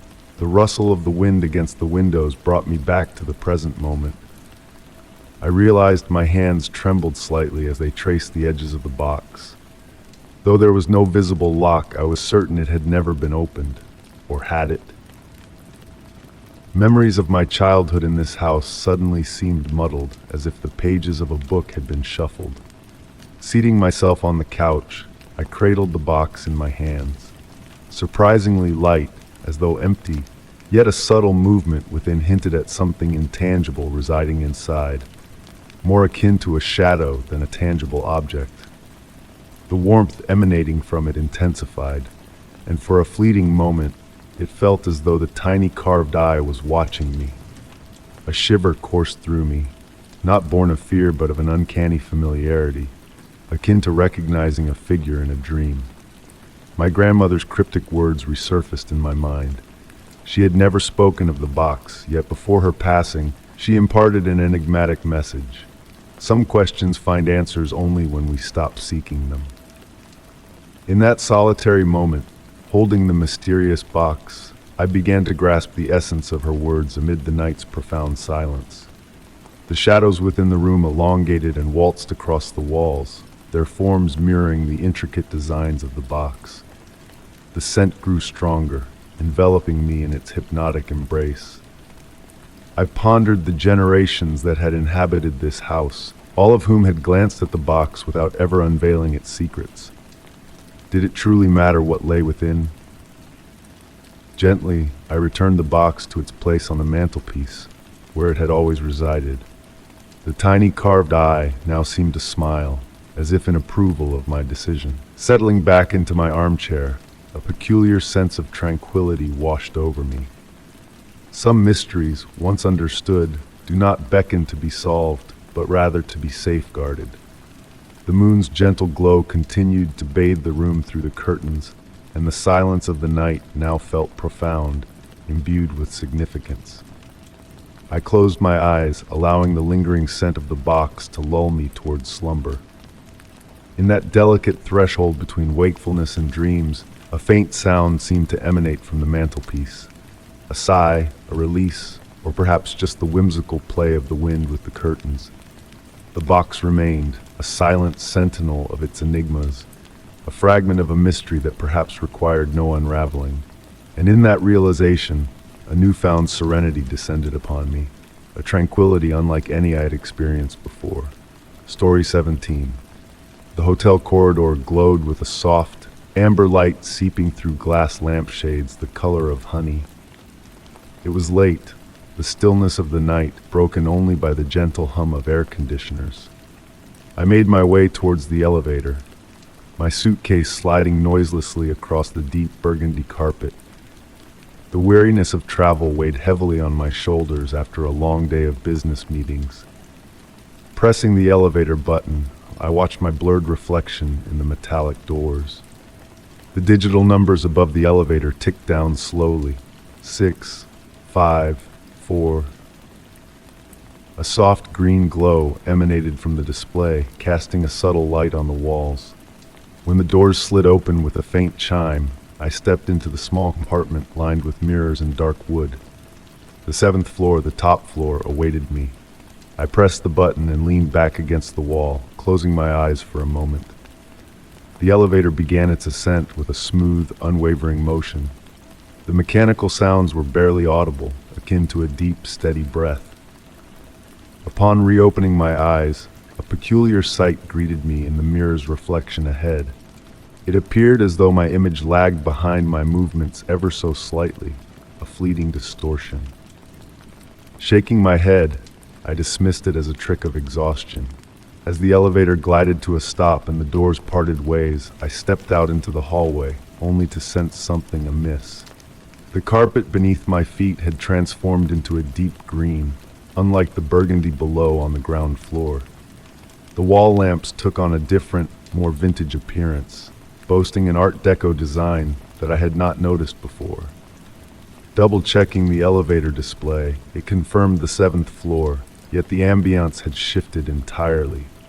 The corridor felt elongated, narrower, with an unusual scent lingering in the air, reminiscent of old volumes and ancient timber. The room numbers on the doors appeared peculiar: 7A, 7B, 7C, deviating from the standard numerical sequence I had seen during booking. Turning to head back to the elevator, I found the doors already sealed shut. Pressing the call button yielded no response, the display above the doors dark as if the elevator had vanished. The silence thickened, almost palpable. Slowly, I navigated the hallway in search of bearings. The lights seemed to pulsate gently, as if drawing breath. Each door I passed mirrored its predecessor, yet exuded a distinct aura, hinting at untold tales concealed behind the dark wood. At the end of the corridor, I spotted a figure seated in an antique armchair. An elderly doorman in a period uniform, with impeccably styled white hair, peered up from his book and offered a kind smile. "Are you lost?" he inquired in a calm, familiar tone, as though anticipating my arrival. "I believe I am," I replied. "I was headed to the 7th floor, but this place..." "Ah, this is indeed the 7th floor," he interjected with a cryptic grin. "Just not the one you sought. You see, this elevator possesses a quirk. It guides weary travelers to where they need to be, rather than where they expect to go." Surveying my surroundings anew, I noticed intricate details. The golden-framed photographs on the walls depicted smiling faces in vintage attire, while the wall clock displayed an impossible time, its hands tracing an inverse path. "Fear not," the doorman reassured, gently closing his book. "The elevator shall return when the moment aligns. Meanwhile, why not take a seat? Time is of no essence here." Settling into the armchair beside him, the wariness gradually dissipated. The once unsettling silence now cradled me like a warm, familiar embrace. The doorman resumed his reading, and I found solace in observing the shadows waltz across the walls, weaving hypnotic patterns. The passage of time eluded me, minutes melded into hours. The backward tick of the clock birthed a soothing melody, akin to a lullaby. At a whispered cue, the elevator's familiar chime beckoned. "It seems your path homeward awaits," the doorman remarked without lifting his gaze from the book. Rising to my feet, a peculiar sense of rejuvenation enveloped me. Approaching the elevator, I turned to express gratitude, only to find the armchair vacant. The book, now abandoned on the armrest, emitted a faint gleam under the gentle glow. The elevator doors slid open noiselessly. Stepping inside, the journey proved brief. Upon disembarking, the familiar sight of the burgundy-carpeted hallway and modern wall lamps greeted me. Reaching my room, I inserted the key into the lock. Before entering, I cast a final glance towards the elevator. For a fleeting moment, the digital display flickered, revealing not a number, but an unfamiliar symbol. Then, just as swiftly, it returned to its customary state, displaying a simple 7. Since that peculiar night, every elevator ride in a hotel sparks a silent wonder. Will it lead me to my intended destination, or to where destiny beckons? And on the quietest of nights, a faint rustle of pages echoes from an ethereal corridor, bridging the gap between floors, where unseen hands turn the pages of an ancient tome. Story 18. The autumn garden lay under a wispy veil of fog that serene morning as I gathered the fallen leaves that had descended in the darkness of the night. The crisp air tenderly kissed my cheeks, carrying the fragrance of moist soil and the chrysanthemums that had bloomed a few weeks prior. A tranquil hush enveloped the surroundings, broken only by the gentle rustle of dried leaves beneath my steps and the occasional melody of an early bird's song. Amidst my task near the weathered stone bench, a faint glimmer among the fallen foliage caught my eye. A silvery sparkle beckoned me, akin to a dewdrop ensnaring a sunbeam. Kneeling down slowly, I delicately swept away the damp leaves, revealing an ancient necklace. This exquisite piece of jewelry bore an oval pendant adorned with intricate floral designs and a small azure gem at its heart, radiating a mesmerizing luminosity. As I held the necklace in my hands, sensing its delicate weight and cool touch against my skin, I knew it belonged to none familiar to me. In solitude within my dwelling for over 2 decades, I could recall no neighbor possessing such a treasure. The azure stone continued to gleam with a peculiar brilliance, as though it held its own ethereal light. That evening, after tenderly cleansing the necklace, I placed it upon the nightstand beside my bed. Drifting off to sleep, I observed the moonlight filtering through the window, casting flickering shadows upon the walls from the necklace's reflective surface. Through the night, I stirred from slumber multiple times, a distant melody haunting my senses, a wistful tune akin to a music box's delicate chime, vanishing upon my focus. At daybreak, I noticed the necklace had shifted position on the nightstand, suggesting a nocturnal repositioning. In the daylight, the azure gem appeared dimmer, yet when I touched it, a subtle warmth emanated from the metal, distinct from its prior coldness. Curiosity piqued, I resolved to delve into its origins. In the ensuing days, subtle alterations within the house came to light. Objects on the kitchen table seemed displaced each morning, as if scrutinized by unseen eyes during the night. Family portraits in the hallway appeared askew daily, and the elusive nocturnal melody persisted, growing clearer yet impossible to pinpoint. One twilight, engrossed in my reading by the hearth, the necklace adjacent to me on the side table, I distinctly heard faint footsteps ascending the staircase, gentle footfalls reminiscent of a child's cautious tread. Rising cautiously, I ascended the stairs, but found no soul in sight. Yet, within the guest room transformed into a storage chamber, an unfamiliar wooden box awaited my discovery. Adorned with floral motifs akin to the necklace, it cradled a time-worn photograph resting on a faded velvet cushion. The image depicted a young woman donning an identical necklace, with a date inscribed in faint ink and a note, to remember the happy days in the garden. From that moment forth, the music box melody echoed more frequently, its once unsettling presence now soothing. It seemed as though the very walls of the house hummed a lullaby, a dulcet melody that graced the rooms in the profound stillness of night. Occasionally, as I sat in the garden on autumnal evenings, a vague figure seemed to flit among the trees, a specter of memory attempting to materialize. The identity of the woman in the photograph remained shrouded in mystery, as did the origin of the necklace in my possession. I've come to embrace this enigma in my life, akin to the acceptance of shifting seasons and the relentless march of time. The necklace still rests upon my nightstand, and on the quietest nights, when the moon bathes the surroundings in its glow, and the wind whispers through the leaves, faint laughter seems to mingle with the music box melody, a reverberation of joyous days lost to time, resonating in the tranquility of the night. Story 19. The night enveloped the ancient house in a velvety hush, broken only by the gentle patter of autumn rain tapping against the window panes. Nestled in my cherished armchair, cradling a cup of steaming tea in my hands, I idly gazed at the painting hanging across from me. A treasured heirloom from my grandmother, it depicted a serene woodland scene at twilight.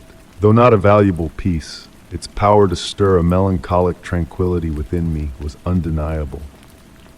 As the golden glow of the floor lamp cast dancing shadows around the room, a peculiar realization dawned upon me. The painting appeared slightly askew to the right, a deviation I was certain had not existed before. Setting down my cup on the nearby table, I rose, my steps whispering softly on the creaking wooden floor as I approached the wall. With a delicate touch, I straightened the painting, the rough texture of the antique frame grazing my fingertips. Returning to my seat, I picked up the book I had momentarily abandoned.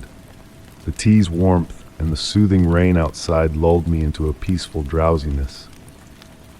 Only after a few moments, when I raised my eyes, did I notice the painting had tilted once more, this time to the left. A subtle chill traced my spine as I tried to dismiss it as fatigue or a trick of light and shadow. Rising again, this time more cautiously, I neared the painting and discovered a peculiar observation. The sunset hues seemed more vibrant, almost pulsating, while the tree shadows appeared elongated compared to before. With trembling fingers, I reached out and touched the canvas. It radiated warmth, as though it had absorbed the room's heat, yet there was a peculiar quality to the way the paint caught the light. In the ensuing days, I found myself increasingly fixated on the painting. Each time I entered the room, it seemed to have shifted slightly. Sometimes the change was barely perceptible, other times it was striking. Not only did its tilt vary, but the painting's details themselves seemed to subtly alter. The density of the trees, the shapes of the clouds in the sky, it all shifted imperceptibly. I began photographing the painting daily, meticulously comparing the images. The variances, though slight, were undeniable. Within the painted forest, subtle elements materialized and vanished. A nest nestled among the branches, a hidden glade, a faint path previously unseen. The sunset inched across the canvas, as if time within the painting flowed at a different pace from our own. On a particularly serene evening, as I lounged in my familiar armchair, a movement caught my peripheral vision. The painting was tilting on its own, a barely perceptible motion. Curiosity outweighed any fear, leaving me with a surreal sense of tranquility. The movement was fluid, as if an invisible hand caressed it. I approached the painting once more, unhesitant this time. The canvas seemed to quiver under my gaze. In the glass reflection protecting the painting, for a fleeting instant, I glimpsed a familiar figure. My grandmother's profile, blurred and ethereal like a fading memory, appeared to smile as she gently adjusted the painting. Since that moment, I've come to embrace these subtle changes as a part of the house's enchantment. Every night, before retiring to bed, I spend a few moments studying the painting, endeavoring to unveil its new mysteries. At times, I believe it is my grandmother's way of signaling her enduring presence, watching over me through this enigmatic canvas that shifts and breathes like a living entity. I've kept this tale close to my heart, sharing it with none, preferring to cherish the sweet enigma within. The painting continues its subtle movements, though less frequently now, as if it has found equilibrium between revealing itself and preserving its secrets. And so each evening, I sit in my armchair, tea in hand, the rain serenading the windows, observing the painting that lives its own silent existence, engaging in a dialogue only we can comprehend. Story 20. The rain whispered against the windows of the old establishment, a gentle lullaby blending with the soft clinking of cups and murmurs of the dwindling patrons. Seated at the bar, I watched as the dim lights pirouetted on the polished dark wood, a dance of shadows and reflections. Jack, the bartender, moved with a slow, almost hypnotic rhythm as he polished glasses with meticulous care. Something in his gaze felt different that evening, a depth I had never noticed in my daily visits. His dark eyes held secrets, veiled behind a facade of routine. Pouring my usual lavender tea, his hands trembled ever so slightly, a subtle shift in his usual precision. The fragrance of lavender waltzed with the scent of coffee and aged wood, filling the air with a soothing embrace. Jack's gaze darted towards a solitary figure in the far corner, a silent presence blending into the scenery. With measured steps, he refilled my cup, a controlled calmness overlaying a hidden tension in his voice. It was then that I caught a glimpse of a faint reddish stain on his otherwise pristine white cuff, a minuscule imperfection in the dim ambience. Time drifted lazily, the rain continuing its steady, hypnotic cadence outside. Patrons bid their farewells, leaving behind echoes of laughter and empty vessels. Only the enigmatic figure in the corner lingered, a sentinel awaiting an unknown arrival. As the evening waned, Jack meticulously arranged the bar, a meticulousness bordering on obsession, his unease palpable. The pendulum clock kept its relentless march, each tick a reminder of fleeting moments. A hidden notebook caught my eye, nestled among the bottles, its aged cover hinting at untold tales. The tiny, orderly handwriting within chronicled a world of names, dates, and places. Yet, it was the cryptic notations on the final pages that intrigued me, numbers and symbols intermingling in a dance of mystery. A shuffling of feet drew my attention to the figure in the corner, finally stirring from their reverie to depart into the rainy night. A silent exchange passed between them and Jack, laden with unspoken weight. The bartender's demeanor shifted, his once steady hands now betraying a tremor as he tended to the last guest. Lost in contemplation, his gaze wandered distant horizons, as if grappling with memories best left undisturbed. As I readied myself to leave, Jack halted me with a gentle touch. In a hushed tone, he spoke of the burdens borne by those who dwell in the silence of the establishment, of secrets too heavy to carry alone. His weary smile held a melancholy truth, a veil over hidden depths. "Return tomorrow," he whispered, uncertainty lacing his words, "and perhaps a tale shall be spun, or perhaps not." Stepping into the night's embrace, rain still caressing the earth, I peered back at Jack amidst the flickering lights. His motions resumed, a facade of normalcy veiling the enigma that lay beneath. The shadows within the bar deepened as I ventured into the obscurity beyond, pondering the countless untold stories veiled by bar counters. How many silent guardians like Jack harbored burdens too weighty to share, their truths shrouded in the veil of darkness? The answer eluded me, drowned out by the soothing melody of rain that whispered of hidden mysteries in the endless night. Story 21. Night draped the ancient countryside house in a serene cloak of darkness. Nestled in my beloved armchair beside the crackling fireplace, I observed the shadows waltzing on the walls while the flames leisurely devoured the logs. The cozy warmth enveloped me like a soft embrace, as outside the autumn breeze tenderly rustled the tree leaves. In that moment of perfect stillness, a peculiar sound broke the silence, a clear, childlike laughter echoing from the upper floor of the house, a laughter that seemed to chime like silver bells. Pausing to listen, I let the sound blend with the fire's gentle crackle. It carried no menace. In fact, it was a joyous laughter, almost melodic. Yet I had dwelled alone in this house for over 2 decades, never welcoming children within its walls. Curiosity began to trickle through me like a tranquil stream, gradually dispelling the drowsiness that had nearly overtaken me. With deliberate movements, I rose from the armchair, relishing the sensation as my feet met the worn Persian rug. The floorboards murmured softly under my weight as I made my way towards the staircase. The flickering candlelight in the living room cast a warm and inviting glow, casting my shadow on the walls in a silent dance. Ascending the stairs, I felt the air grow cooler with each step. Not a biting chill, but rather a gentle caress on the skin, akin to the breeze by the seaside. The laughter echoed once more, closer this time, emanating from the guest room. A room seldom used, adorned with antique furniture draped in ghostly white sheets that swayed ever so slightly, moved by an unseen breath. The door stood slightly ajar, allowing a silvery light to filter through, unlike any other light in the house. Not moonlight, too warm for that, nor the glow of electric lamps.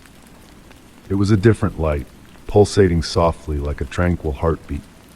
Pushing the door open, the time-worn wood sang a familiar tune. The room unfolded before me, bathed in that peculiar luminescence. The draped furniture formed gentle, reassuring shapes, resembling clouds in a clear sky. And there, perched on the windowsill, I beheld something that stole my breath away. Not a distinct figure, but a play of light and shadow that seemed to morph into a childlike form. The laughter chimed once more, unmistakably originating from that luminous presence. No fear gripped me, only a profound sense of wonder. The light child toyed with the rays it emitted, crafting luminous patterns on the walls as if painting with light itself. I drew nearer, and with each step, the room's temperature oscillated gently between cool and warm, like the ebb and flow of ocean waves. As I approached, the figure bore a familiarity. In its fluid movements, I recognized echoes of the gestures I made as a child, playing alone in my room. A realization washed over me with the sweetness of a forgotten memory. That laughter, so pure and crystalline, belonged to my childhood self. Time seemed to stretch as I observed that surreal spectacle. The light child continued its silent play, occasionally punctuated by that melodious laughter, now reverberating like an echo from yesteryears. I refrained from speaking or engaging, afraid to shatter the spell of peace and nostalgia. Gradually, the silvery light began to dim, akin to the sun setting on a wintry evening. The childlike figure grew increasingly ethereal until only a faint glow lingered. The final laughter I heard was but a whisper, a tender farewell before dissolving entirely into darkness. I lingered in the room for what felt like an eternity, cloaked in a serene quietude. The draped furniture lay still, and the air reverted to its usual temperature. Yet something had shifted. The guest room, once a repository of dusty memories, now held a precious secret. Returning to my armchair by the fireplace where the flames flickered on, I settled amidst the cushions. It dawned on me that I might never unravel the enigma of that night. Was it a dream, a memory, or perchance something deeper, a message from the past manifesting through a child's laughter in the shadows? Since that night, whenever I passed by the guest room, I paused to listen. On the stillest nights, I catch a faint echo of that crystalline laughter, like a sweet lullaby guiding me towards slumber. And with a smile, I leave the mystery untouched, a tender secret shared between me and the child who laughs in the dark. Story 22. The autumn rain descended gently, draping a gauzy veil that softened the sharp edges of the world. It was late, the hours of my shift stretching further than usual. My footsteps on the damp pavement harmonized with the raindrops' soft percussion on the car roofs. The air was heavy with that distinct fragrance only rain possesses, a blend of damp earth, decaying foliage, and that elusive crispness that accompanies a storm. Approaching the bus stop, a solitary figure caught my eye. Nestled on the bench beneath the see-through shelter, they sat motionless. Clad in a dark coat blending seamlessly with the night, a broad-brimmed hat partially obscured their features. What struck me immediately was how, despite the downpour, their coat remained utterly dry. Halting a few paces away, I sought to be inconspicuous as I observed this curious anomaly. The dim street lamp light cast eerie shadows around the figure, and for a fleeting moment, their contours seemed blurred, like peering through frosted glass. The rain's sound appeared muted in their vicinity, forming an unnatural pocket of silence. Glancing at my phone, I noted 20 minutes until my bus's arrival. Tentatively, I drew nearer to the shelter, seeking refuge from the intensifying rain. The enigmatic figure made no movement or acknowledgement of my presence. Seating myself at the opposite end of the bench, I aimed to maintain a respectful distance. It was then I noticed another unsettling detail. Under our shared cover, raindrops seemed to swerve away from them, as if repelled by an unseen force. The rain's tone altered as it neared them, emitting a nearly imperceptible hiss. Time crept by agonizingly. I tried to distract myself with my phone, yet the stranger's presence held my gaze captive. Occasionally, from my peripheral vision, I caught a slight inclination of their head, as though they beheld something distant and unseen. A gust of wind made the street lamp sway, casting deeper shadows momentarily. In that brief instance, the stranger turned slightly towards me.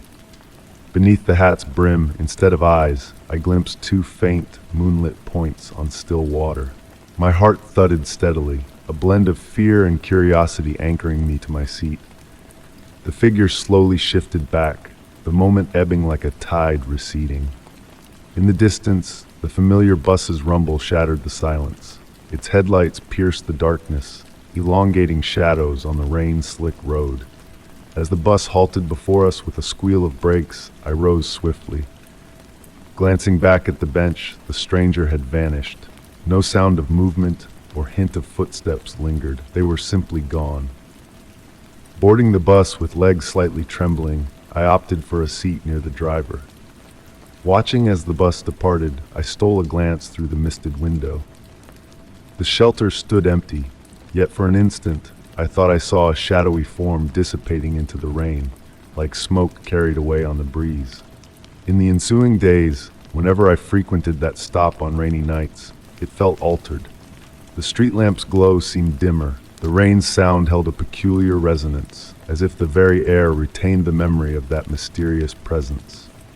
I never crossed paths with the stranger again, but since that night, on rainy evenings, I sometimes noticed certain raindrops falling askew, deviating inexplicably from their course. Story 23. The night was wrapped in a blanket of quiet, broken only by the gentle hum of the refrigerator and the rhythmic ticking of the clock. Seated on my sofa in the apartment, I savored the solitude of 2 a.m., a time when the universe felt like it belonged solely to me. The soft glow from the reading lamp painted delicate shadows on the walls, while the steam from my chamomile tea pirouetted lazily in the air. It was in the midst of this tranquil moment that a peculiar sight caught my eye, the apartment adjacent to mine, shrouded in mystery. For 6 months, I had never glimpsed a soul entering or exiting that door. No sounds emanated, no lights flickered. Yet on that particular night, a faint light seeped from beneath the door, akin to a whispering candle flame. Intrigued, I rose from the couch, leaving my cup on the table, and gravitated towards this enigmatic detail. Placing my ear against the dividing wall, I strained to detect any hint of life. Silence enveloped me, yet an unexplainable heaviness lingered in the air. Resuming my routine, I found myself increasingly drawn to the neighboring apartment in the days that ensued. Details once overlooked now captured my attention. The absence of piled mail, the spotless doorknob amidst the dusty hallway, and occasionally a subtle rustling in the dead of night, resembling hushed footsteps. Curiosity gripped me like ivy scaling a wall. Delving into the building's history, I uncovered a veil of obscurity surrounding the elusive occupants. The elderly janitor, his face etched with kindness, divulged receiving rent anonymously each month. One night, a phantom melody, akin to a distant memory, drifted through the walls, a melancholic piano tune evoking longing and sorrow. Startled from slumber, I pressed my ear against the wall, the music dissipating into the void, leaving only the echo of my racing pulse. The following day, I crossed paths with a woman from the upstairs abode, inquiring about the nocturnal serenade. Her gaze bore a mix of pity and understanding as she dismissed the notion of a piano's presence in that apartment, citing her father's architectural insight. Rather than dispel my inquisitiveness, her revelations stoked the flames further. Anomalies began to reveal themselves, the absence of warmth seeping from the door on frigid evenings, the perpetually dry doormat on rainy days. Late one evening, the door stood ajar, a breach in the facade of secrecy. Heart-pounding, I hesitated at the threshold, bathed in the same ethereal glow witnessed months prior. Paralyzed by a wave of apprehension and curiosity, I retreated, sensing that some enigmas are best left unsolved, questions left unasked.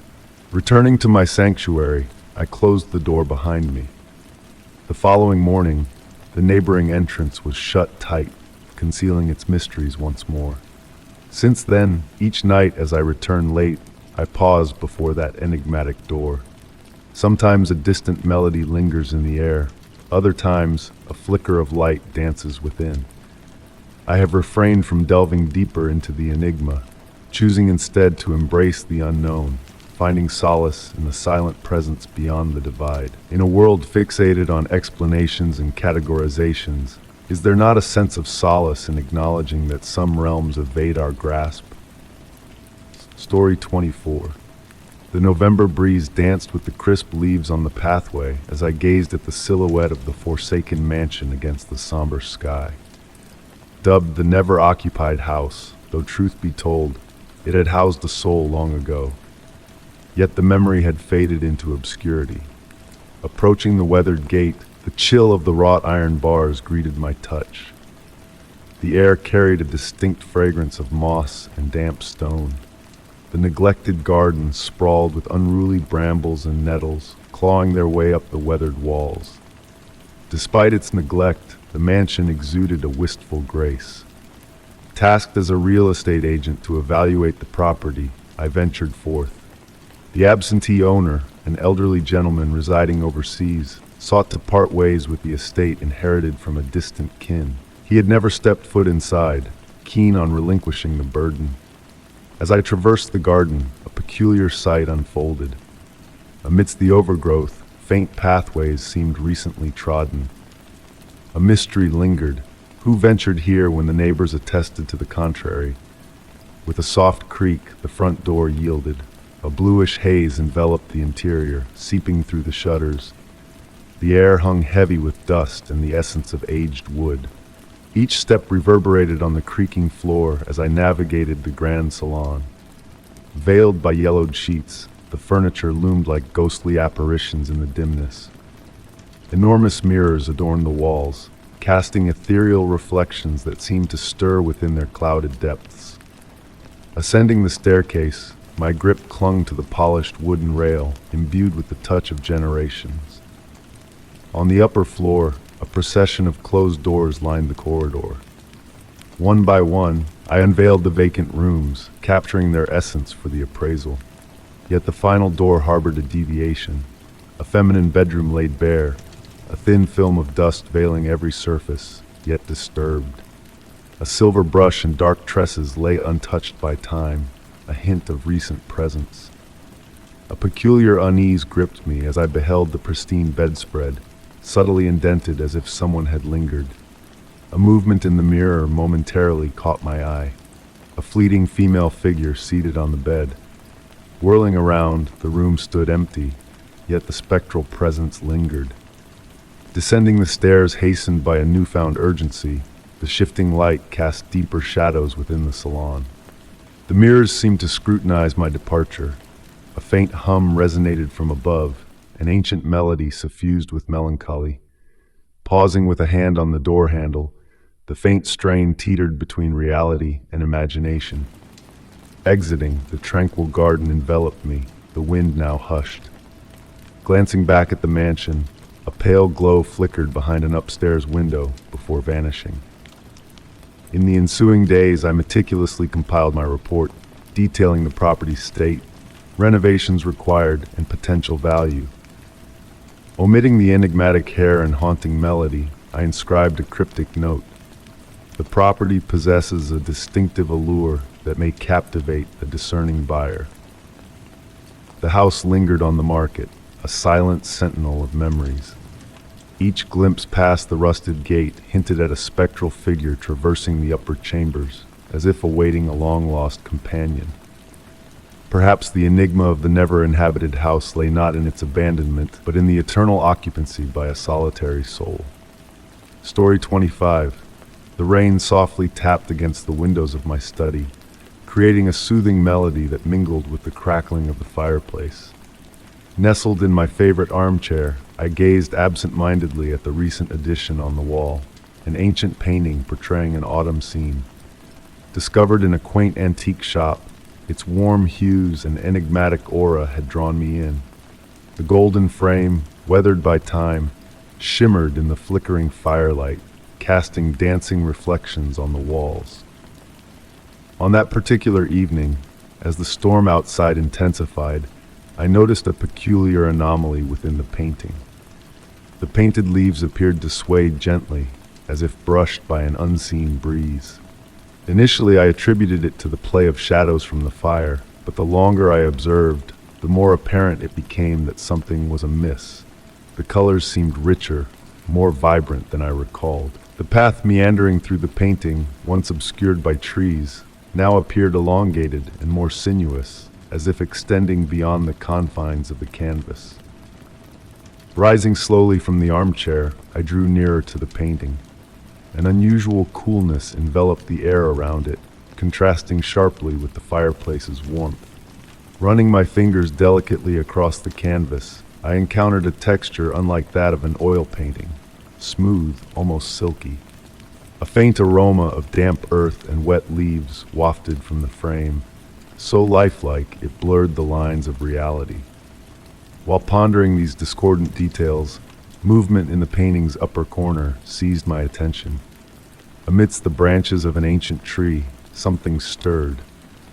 Not a mere trick of light and shade, but a deliberate motion, as though a presence lurked among the painted foliage.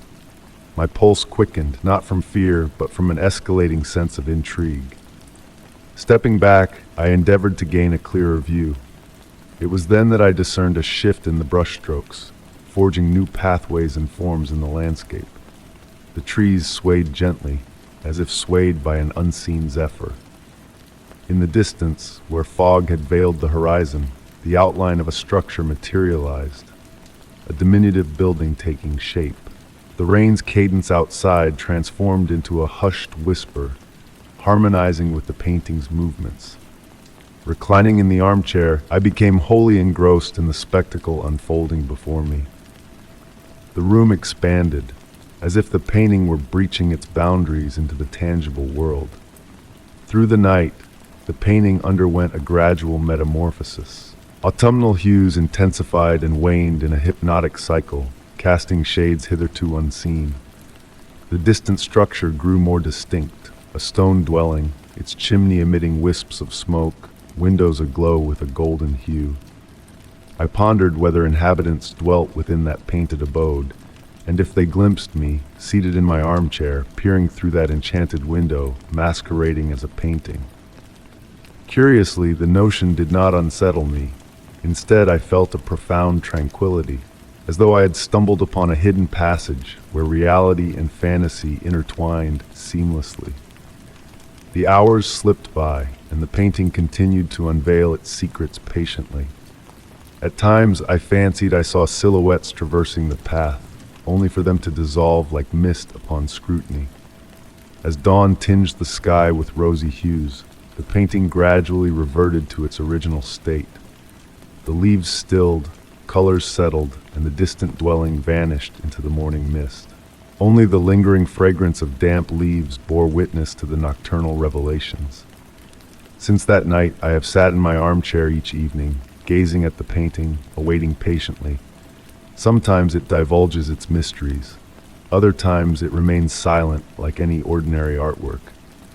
Yet I am certain that beyond that canvas lies a realm that stirs only when the world slumbers, revealed solely to those with the patience to observe. Story 26. In the quiet of an autumn evening, time seemed to slow to a crawl as rain tapped gently on the roof of the ancestral home.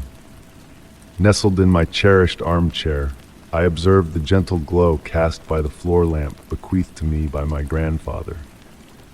An heirloom of significance, its colorful glass lampshade wove intricate patterns of light and shadow on the walls. Yet, on this particular night, a peculiar allure drew my gaze to the shadows dancing in the lamp's soft illumination. These shapes seemed to possess a life of their own, moving in a manner that defied the laws of nature. As the lampshade swayed with a passing breeze, the shadows did not mirror its motion but followed an enigmatic rhythm of their own creation. Intrigued, I rose from my seat, drawn to the lamp's warm, pulsating light that hinted at hidden mysteries within its geometric design. Running my fingers delicately across the glass, I discovered a subtle etching on its metal base, a symbol barely visible yet radiant in the soft glow. The shadows continued their silent ballet, morphing into distinct forms, graceful figures in motion, swaying trees, and ethereal beings that materialized and dissolved like wisps of memory. It was as if the lamp functioned not merely as a source of light, but as a storyteller, narrating tales of bygone eras through the silent dialogue of light and darkness. Seated on the floor, I became ensnared in the surreal performance unfolding before me. The shadows seemed attuned to my presence, drawing closer as I leaned in and receding as I moved away. Occasionally, a faint melody, like a whispered tune, accompanied their mysterious choreography. Rather than evoke fear, this sensation enveloped me in a tranquil wonder, inviting contemplation. As the night deepened, the shadows grew more intricate, weaving scenes of everyday life with flights of fancy. A child at play transforming into a soaring bird, a seamstress becoming a fluttering butterfly. The lamp communicated through a language of shadows and light, blurring the lines between reality and reverie. Then, a revelation struck me. Certain shadows depicted fragments of my own childhood, resurrecting forgotten moments and memories long dormant in the recesses of my mind. Outside, the rain maintained a gentle rhythm, harmonizing with the shadowy performance within. Time lost its grip, and I surrendered to a tranquil reverie. The shadowy figures gradually slowed, their movements languid yet captivating. Like weary dancers bidding farewell to a stage, they softened and blurred, still holding sway over my senses. When I rose from the floor, the rain had ceased, leaving behind a serene stillness. The shadows, once vibrant storytellers, now faded back into mere projections. Yet a transformation had transpired.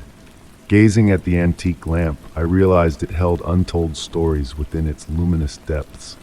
How many more memories, dreams, and mysteries awaited revelation on future peaceful nights?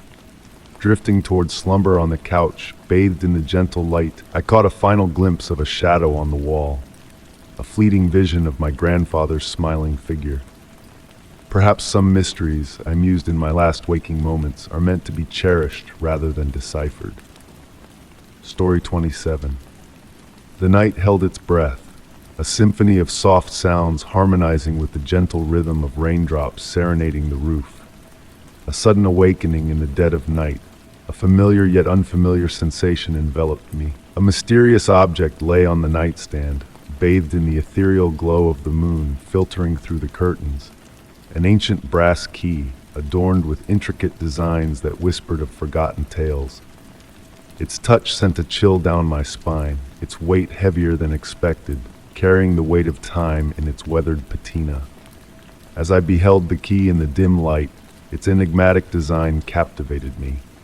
Smooth and worn, devoid of conventional teeth or grooves, it bore ornate floral motifs intertwined with symbols from a long-lost language.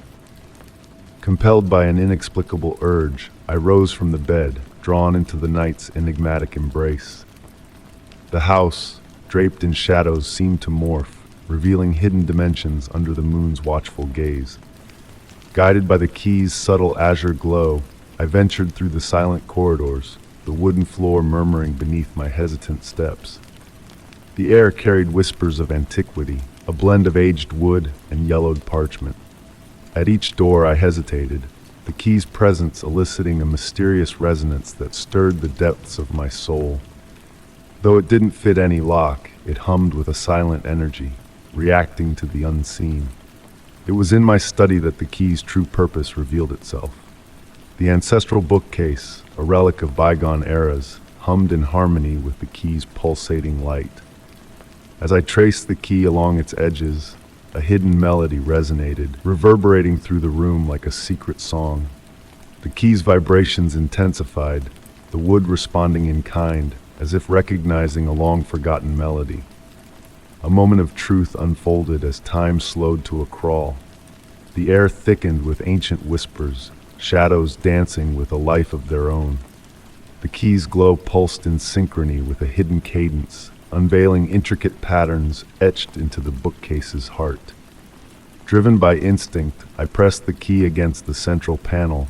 A silent prayer whispered into the void, a breath, a sigh, a ripple in the wood, a portal to a realm long lost. Faces and places from a distant past flickered in the polished surface, a glimpse into a forgotten tapestry of time. Morning's light found me, the key clutched in my hand, the room bathed in the gentle embrace of dawn. The bookcase stood silent, a sentinel of secrets. In the days that followed, the key remained a silent guardian, its glow faded, but its weight a constant reminder of the night's revelations. On quiet nights, a distant hum echoed from the bookcase, a siren's call to the key's silent sentinel. Yet I refrained from unlocking the mysteries that lay beyond, knowing some doors are better left unopened, even with a key in hand. Now the key rests in a drawer, swathed in black velvet, a silent sentinel of forgotten whispers. In the depths of night, when silence reigns supreme, its call lingers, a reminder of the mysteries that remain veiled. Was it the key that found me, or I it? And what secrets lie dormant in a key without a lock, waiting to be unraveled in the stillness of night? Story 28.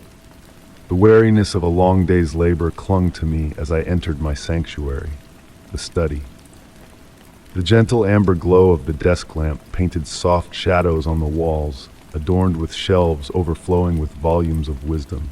The familiar fragrance of aged paper and ink enveloped me like a long-lost friend as I sank into the embrace of my worn leather armchair.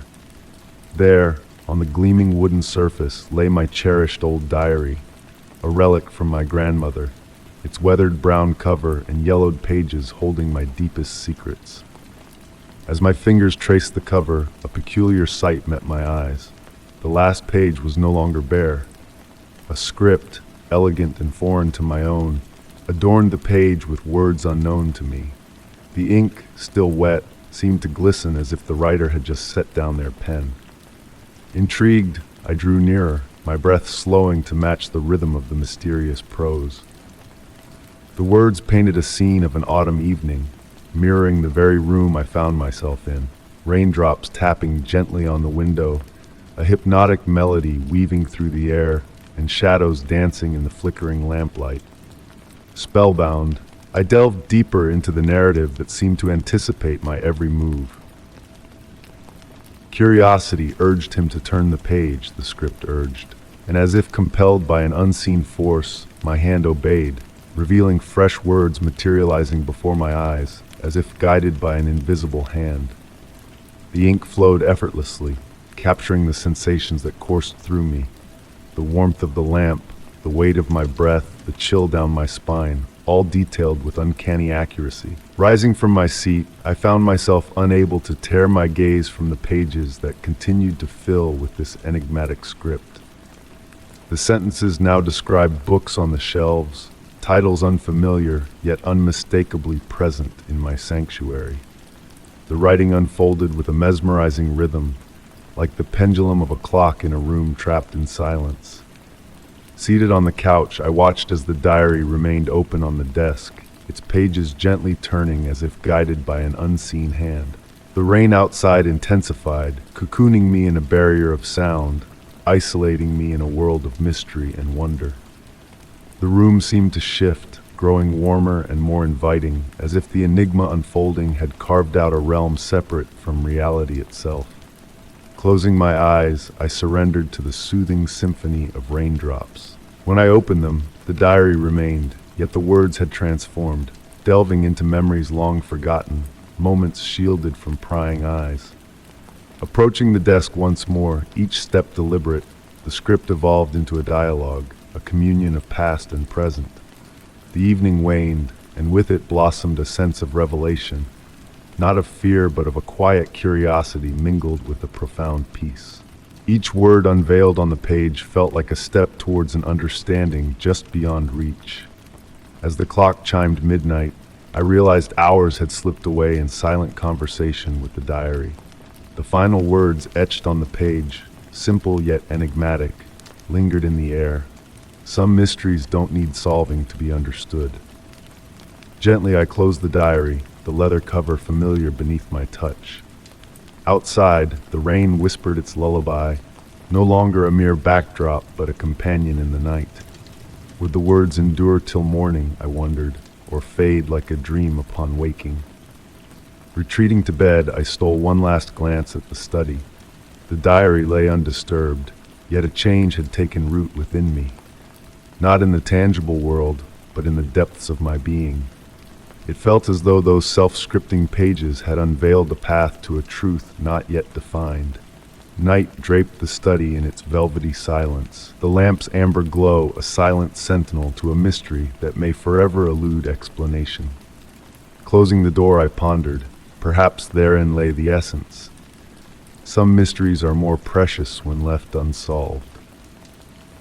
Story 29. Night draped the house in a hushed embrace as the wind whispered softly through the leaves of the ancient tree in the garden. Nestled in the armchair of my bedroom, I watched as shadows swayed gracefully on the walls, painted by the flickering lamplight. It was that tranquil hour when slumber usually beckoned, yet a peculiar resistance had taken hold of me, resisting the call of Morpheus. The cause was plain. Night after night, a recurring dream had woven its way into my mind with eerie precision. The room's warmth and the steady cadence of the old pendulum clock sought to lull me into sleep. My gaze wandered to the open diary on the desk, where I had meticulously transcribed every detail of that haunting dream. Each page bore my precise script, narrating the same sequence of scenes. A spiraling staircase of gray stone descending into darkness, the distant melody of water droplets echoing, and a grand wooden door adorned with enigmatic symbols. As I turned the pages of the diary, a detail caught my eye, one that had eluded me before. In every iteration of the dream, the chill in the air seemed to deepen with each step down the stairs. My fingertips grazed the cold stone, my breath materializing in wisps of vapor. Yet, what set this dream apart was the undeniable sense of recognition that accompanied me on the journey, as if that staircase led to a place I intimately knew, though never visited in waking life. The door at the staircase's base always remained shut, yet each night brought me closer to deciphering the intricate symbols etched upon it. They were fluid shapes that seemed to shift beneath my gaze, as if alive. In the dream, my fingers traced the contours of these enigmatic symbols, each touch eliciting a faint vibration that rippled through the wood, as if the door itself pulsed with life. That evening, as I readied myself for slumber, a peculiar object caught my eye in the room. Resting on the nightstand beside the lamp was a small item I could not recall ever seeing before. An ancient bronze key, adorned with motifs that oddly echoed the symbols from my dream door. I picked it up, startled by its weight and the icy chill it exuded. The key's origin eluded my memory, yet its presence felt utterly natural, as though it had always belonged in my possession. Drifting into bed, I clutched the key tightly in my hand, its solidity a reassurance of its reality amidst the realm of dreams. As sleep enfolded me, a sense of anticipation lingered in the air. The dream unfolded as usual, the spiral staircase, the haunting drip of water, the gradual descent into frigidity. However, this time, as I stood before the door, the key in my grasp thrummed faintly, in harmony with the door's symbols. Drawing closer, I noticed a hidden lock among the engravings. With a steady hand, I inserted the key. The mechanism turned with a soft, melodic sigh, akin to an ancient, forgotten tune. The door creaked open slowly, revealing not another chamber, but a mirror reflecting the staircase behind me. Yet, in the mirror's reflection, the steps ascended instead of descended. Awakening in the dawn's gentle light filtering through the curtains, the key remained clasped in my hand, now imbued with a warmth that seemed almost sentient. On the desk, the diary lay open, a new page filled with characters not of my own penmanship. These symbols resembled those on the dream door, shifting and undulating like waves upon an ink-black sea. Since that fateful night, the dream has not revisited me. The key rests upon my nightstand, occasionally emitting a faint hum on silent nights. I often ponder what lies atop the mirrored staircase and whether one day I will summon the courage to ascend. For now, I content myself with observing the dancing symbols in the diary, their cryptic tale unfolding in the darkest hours of night, a narrative perhaps not yet meant for my comprehension. Story 30. The ocean that night lay unusually tranquil. I sat on the veranda of my wooden abode, enveloped in a woolen blanket, entranced by the soft, rhythmic whispers of the waves caressing the shore. The full moon cast a silver sheen upon the water, painting a path that beckoned me to follow it into the unknown expanse. Amidst my reverie, a peculiar sight captured my gaze. A green luminescence, almost ethereal, swaying in the undulating waves not far from the coastline. Rising slowly from the creaking rocking chair, I felt the salty breeze tenderly brush against my face as I descended the weathered steps. The sand beneath my bare feet retained a comforting warmth, despite the lateness of the hour. Drawing closer to the water's edge where the gentle tide met the land, the green glow became more defined. An ancient glass bottle, its elegant elongated form harboring a yellowed piece of parchment. With utmost care, I lifted the weighty bottle, its surface marred by a salt-stained patina that obscured its contents in places. The moon's light filtered through the glass, casting mesmerizing reflections upon its surface. The cork stopper, sealed with cracked black wax, bore the marks of time's passage yet remained intact. Examining the bottle closely, I noticed it wasn't entirely transparent. Within, tiny crystals gleamed like stars trapped in a celestial prison. Retreating to the veranda, the glow of the oil lamp illuminated my discovery as I placed the bottle upon the aged wooden table and settled into my cherished armchair. The sea's serenade now seemed to carry a message, a whisper of the mysteries held within the vessel before me. With deliberate movements, I began to peel away the ancient sealing wax, crumbling like ashes beneath my touch. The cork stopper, remarkably well preserved, yielded to my gentle coaxing. A peculiar fragrance wafted through the air as I withdrew the stopper, a blend of seaweed, aged ink, and a subtle, indefinable essence. Wrapped within was a parchment, tightly rolled and bound by a faded blue silk ribbon. My hands trembled slightly as I untied the knot, revealing a surprisingly resilient document, its ink aged to a sepia hue, rendering some parts of the text nearly illegible. The words danced upon the page, written in a script familiar yet enigmatic, as though conveying a message beyond my comprehension. The elegant handwriting bore traces of agitation, distorting some letters as if penned in a flurry of emotion. Amidst the faded lines, fragments of phrases emerged. Time ebbs uniquely here, and the light shifts endlessly. Interspersed within the text were sketches of unfamiliar constellations and lunar phases, weaving a tapestry of enigma. Yet, it was a drawing at the page's end that held me spellbound, a perfect spiral seemingly in motion, subtly shifting when viewed askance. As I delved deeper into the message, the oil lamp flickered oddly, casting elongated shadows upon the veranda that pulsed in time with the waves. The sea's melody shifted, no longer a gentle lapping, but a rhythmic chant in a forgotten tongue. The air grew heavy, as though time itself slowed in its passage around me. The final paragraphs emerged with startling clarity, as if the ink had preserved them with intent. They spoke of a realm where dreams intertwined with reality as delicately as silk, where time flowed as water through cupped hands. The message concluded with a phrase that seized my breath. If these words reach your eyes, you too are chosen. Witness the sea tonight, behold its altered visage.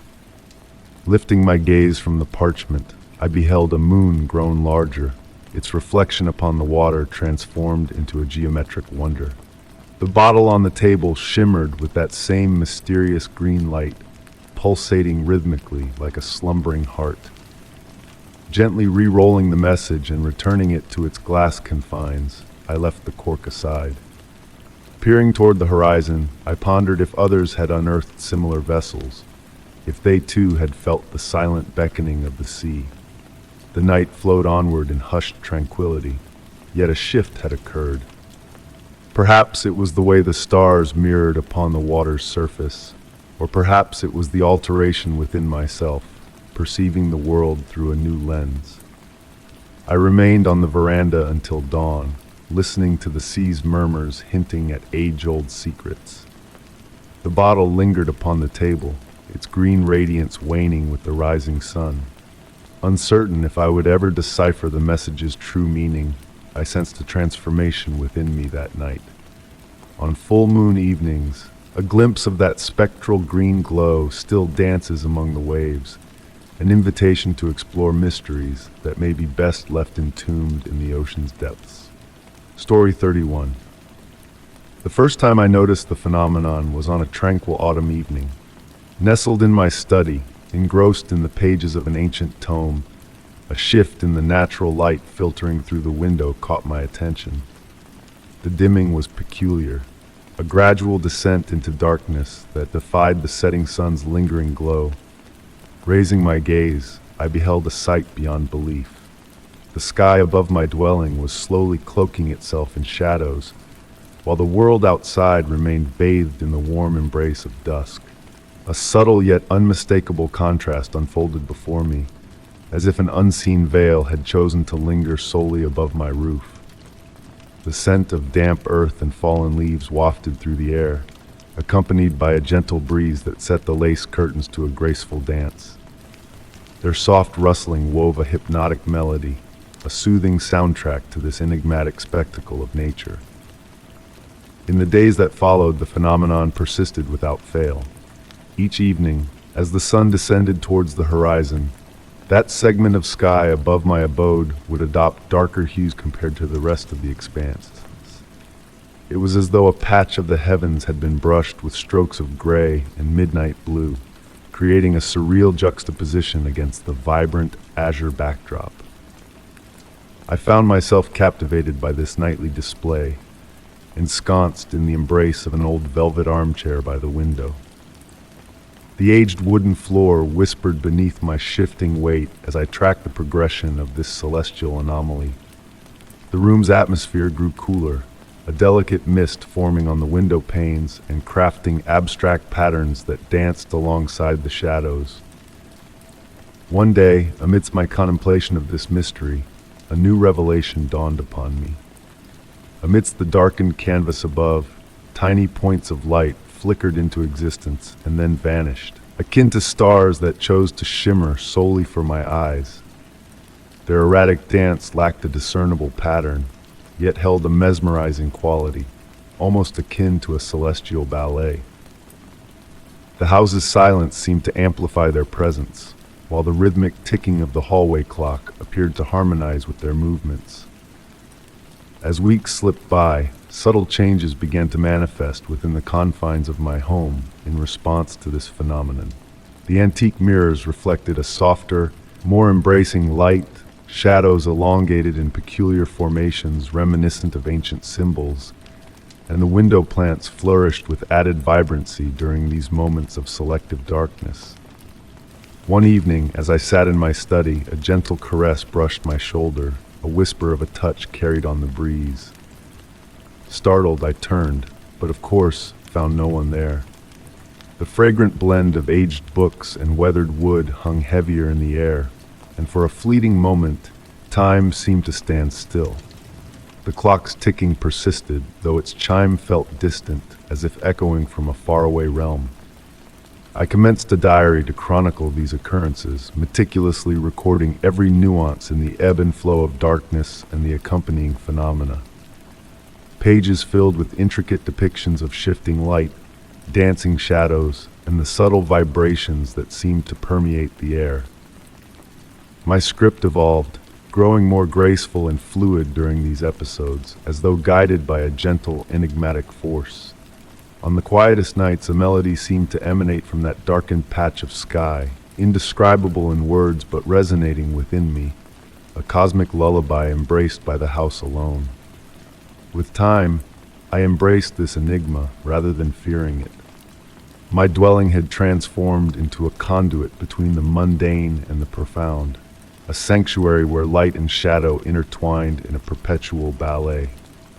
While the world outside carried on its daily rhythms, I found solace in this cocoon of gentle obscurity, in this choreography of twilight that unfolded solely for my witness. Night after night, I observed the darkening sky above my abode, understanding that some mysteries are meant to be experienced rather than unraveled. My home had evolved into a haven of marvel, a realm where the ordinary and extraordinary coalesced in a timeless waltz of illumination and obscurity, of the known and the unknowable, of reality and reverie. Story 32. The Snowfall's Secret Whispers. Snow whispered softly as it fell, a silent dance outside my quaint antique shop. The vintage lamps cast a warm glow, illuminating the fluttering flakes that painted a serene picture behind the windows. Within, the shelves of dark wood creaked gently, harmonizing with the pendulum clock's unhurried cadence. The air held a nostalgic fragrance, a blend of old books and beeswax, a scent that only time-worn treasures could exhale. Amidst the gentle arrangement of volumes, the doorbell chimed, its crystalline notes cutting through the peaceful ambience. A rush of cold air swept in, carrying a few snowflakes that melted upon the wooden floor. Turning to greet the visitor, I was momentarily taken aback. A tall figure stood at the threshold, cloaked in darkness that seemed to swallow the shop's light. Their face was veiled by a wide-brimmed hat and a gray wool scarf. "Good evening," I murmured, a hint of unease tingling down my spine as I tried to maintain composure. Silent and enigmatic, the figure moved gracefully among the shelves, gloved hands gliding over the displayed objects with a hypnotic elegance. Each motion seemed to possess a rhythm known only to them, drawing me in to observe their every gesture. The light itself seemed to bend around them, casting deeper shadows that clung to their form. Pausing before an antique mirror, a relic from centuries past, the figure's fingers traced the gilded frame with deliberate care. A heavy silence settled in the shop, broken only by the languid ticking of the clock, each beat stretching time itself. Peering into the mirror, I saw only the empty shelf behind them, a curious absence of reflection. Approaching cautiously, I inquired softly, "May I assist you in finding something specific?" The figure turned towards me, shadows concealing where a face should have been. From within their coat emerged a yellowed paper, unfolded with precision on the counter. The elegant script detailed a list of peculiar items: a mirror that remembers, a clock that counts backwards, a key that opens forgotten doors. As I read the list, a chill crept through the shop, visible in the mist of my breath. The objects on the shelves seemed to stir faintly, as if stirred by a recognition of the figure's presence. "I regret to inform you," I whispered, "that I do not possess such items." The figure stood motionless, then nodded slowly, retrieving the paper with a grace matched only by their earlier actions. With a final glance, they departed, the bell's toll sounding deeper, resonating from distant realms. Outside, the snow fell, suspended in a momentary pause, a stillness that whispered of mysteries untold. Closing the shop that night, I found the antique mirror's surface seemingly deeper, concealing secrets within its reflective depths. The pendulum clock, a faithful timekeeper, had ceased its rhythmic march at the exact moment of the visitor's arrival. Since that encounter, each evening as shadows lengthened and light waned, I awaited the bell's familiar chime. Every object in the shop seemed to share in the anticipation, as if aware that the enigmatic visitor would return.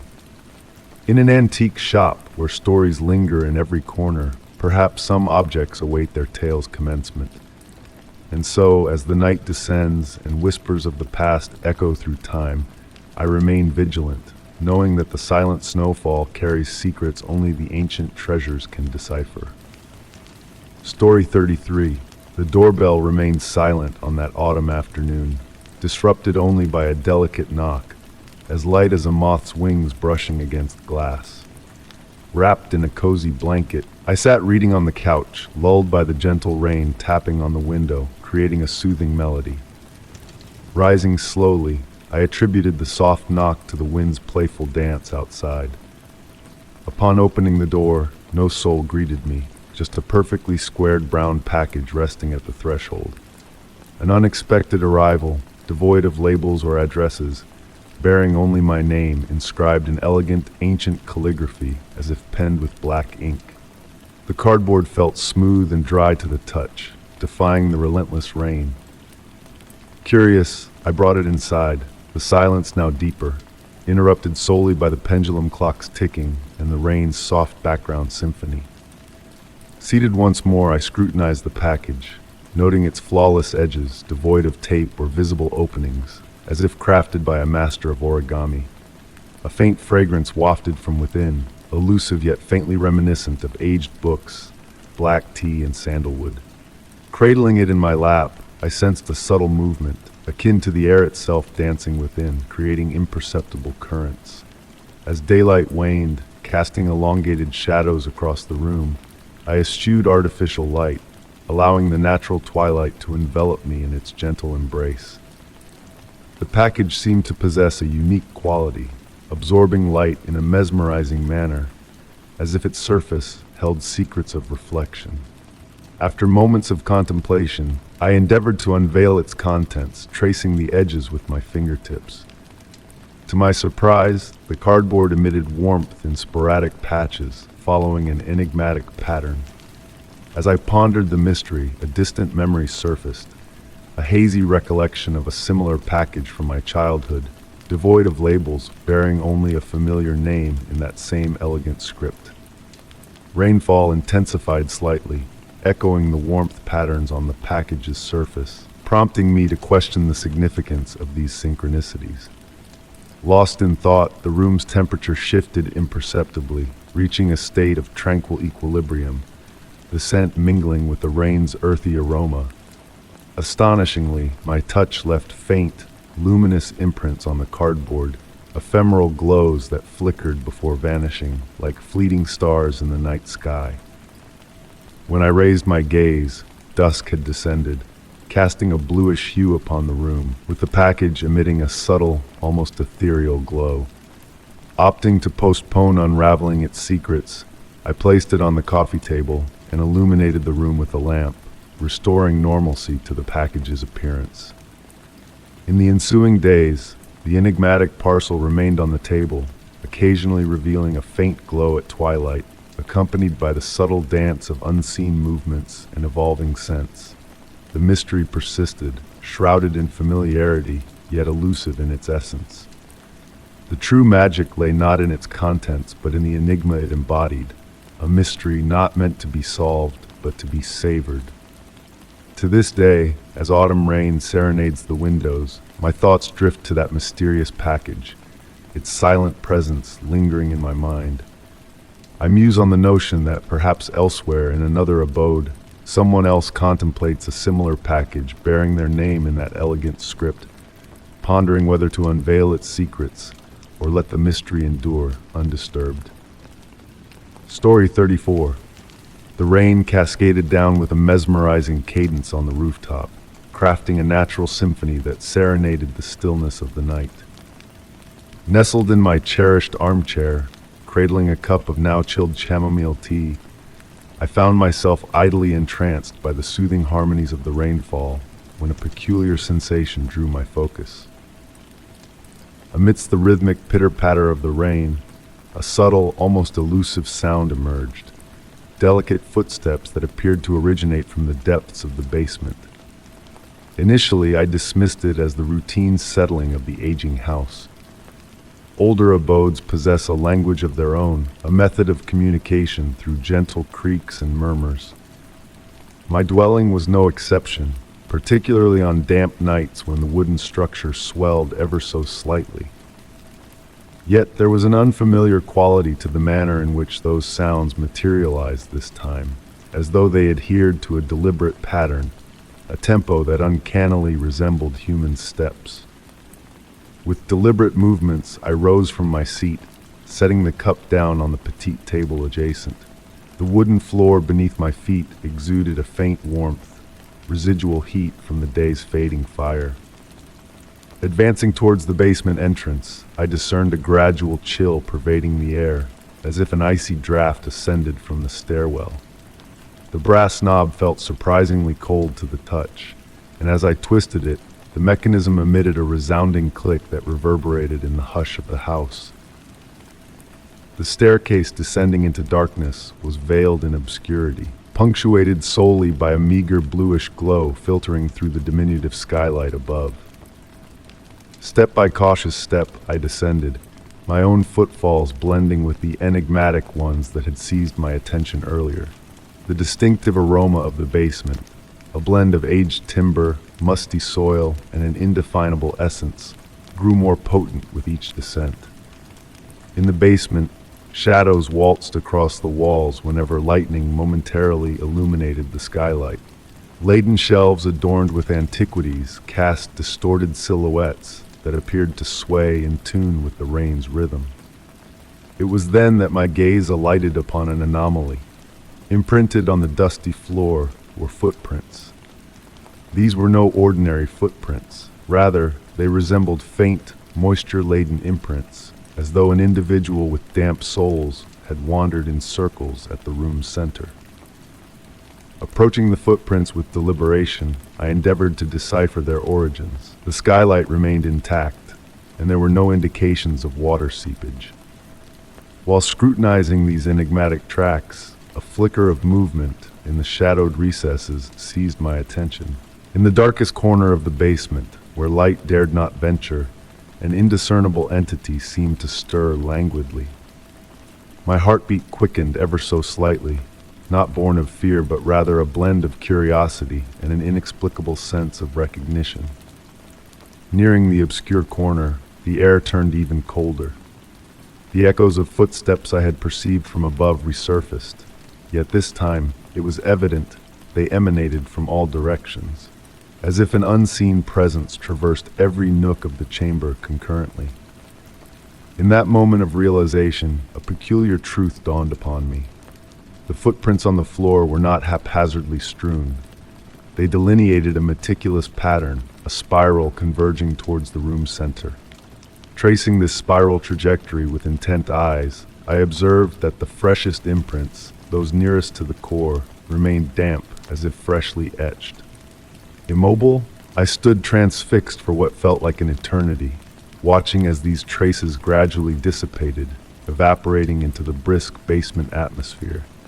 The echoes of footsteps waned, blending seamlessly into the ambient rainfall outside. Ascending the stairs once more, an eerie tranquility enveloped me, akin to having borne witness to an ancient, enigmatic ritual that had unfolded in the bowels of the house since time immemorial. That evening, as I readied myself for slumber, I discerned a newfound quality in the rain's melody upon the rooftop. No longer a mere symphony of random droplets, it seemed to echo the same cadence as the footsteps I had encountered in the basement.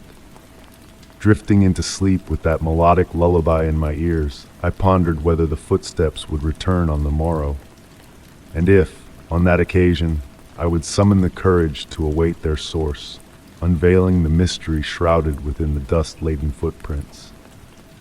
Story 35. I awakened to a familiar sensation, a weighty embrace enveloping me as if I'm wrapped in a cloak of lead. The room is awash in a gentle, pearlescent glow that emanates from no discernible source. The walls exhibit an elusive hue, shifting shades each time my gaze wanders elsewhere. The ceiling soars to extraordinary heights, vanishing into a velvety darkness reminiscent of a starless night sky. Nestled upon a bed of unparalleled softness, the silk sheets whisper across my skin with a mesmerizing rustle at the slightest movement. A sweet, evocative fragrance lingers in the air, teasing my senses with its elusive familiarity, perhaps lavender or maybe vanilla, but it morphs each time I attempt to grasp it. Within this enigmatic chamber, time meanders in peculiar ways. Shadows elongate and recede, performing a hypnotic dance upon the walls as if imbued with a life force of their own. Silence, though never absolute, is punctuated by a subtle background murmur akin to the deep slumber of a distant sleeper, or perhaps the echo of my own heartbeat resonating through the vacant expanse. I rise from the bed, my bare feet sinking into a plush carpet so heavenly it feels akin to walking on billowing clouds. The room is sparsely adorned. Alongside the bed rests an aged, dark wood desk, a plush burgundy armchair, and an oval mirror encased in a gilded frame. The mirror, perpetually misted as if veiled by steam from a recent shower, yet no bathroom lies within view. Approaching the desk, my gaze falls upon an array of ever-changing objects. Today, a weathered leather-bound diary, a fountain pen brimming with midnight blue ink, and a steaming cup of tea await my discovery. The tea, still warm, exudes a delicate wisp of steam, though I have no recollection of its preparation. The diary's pages lie blank, yet beneath my fingertips I sense the faint impression of words etched into the paper, as though inscribed in invisible ink.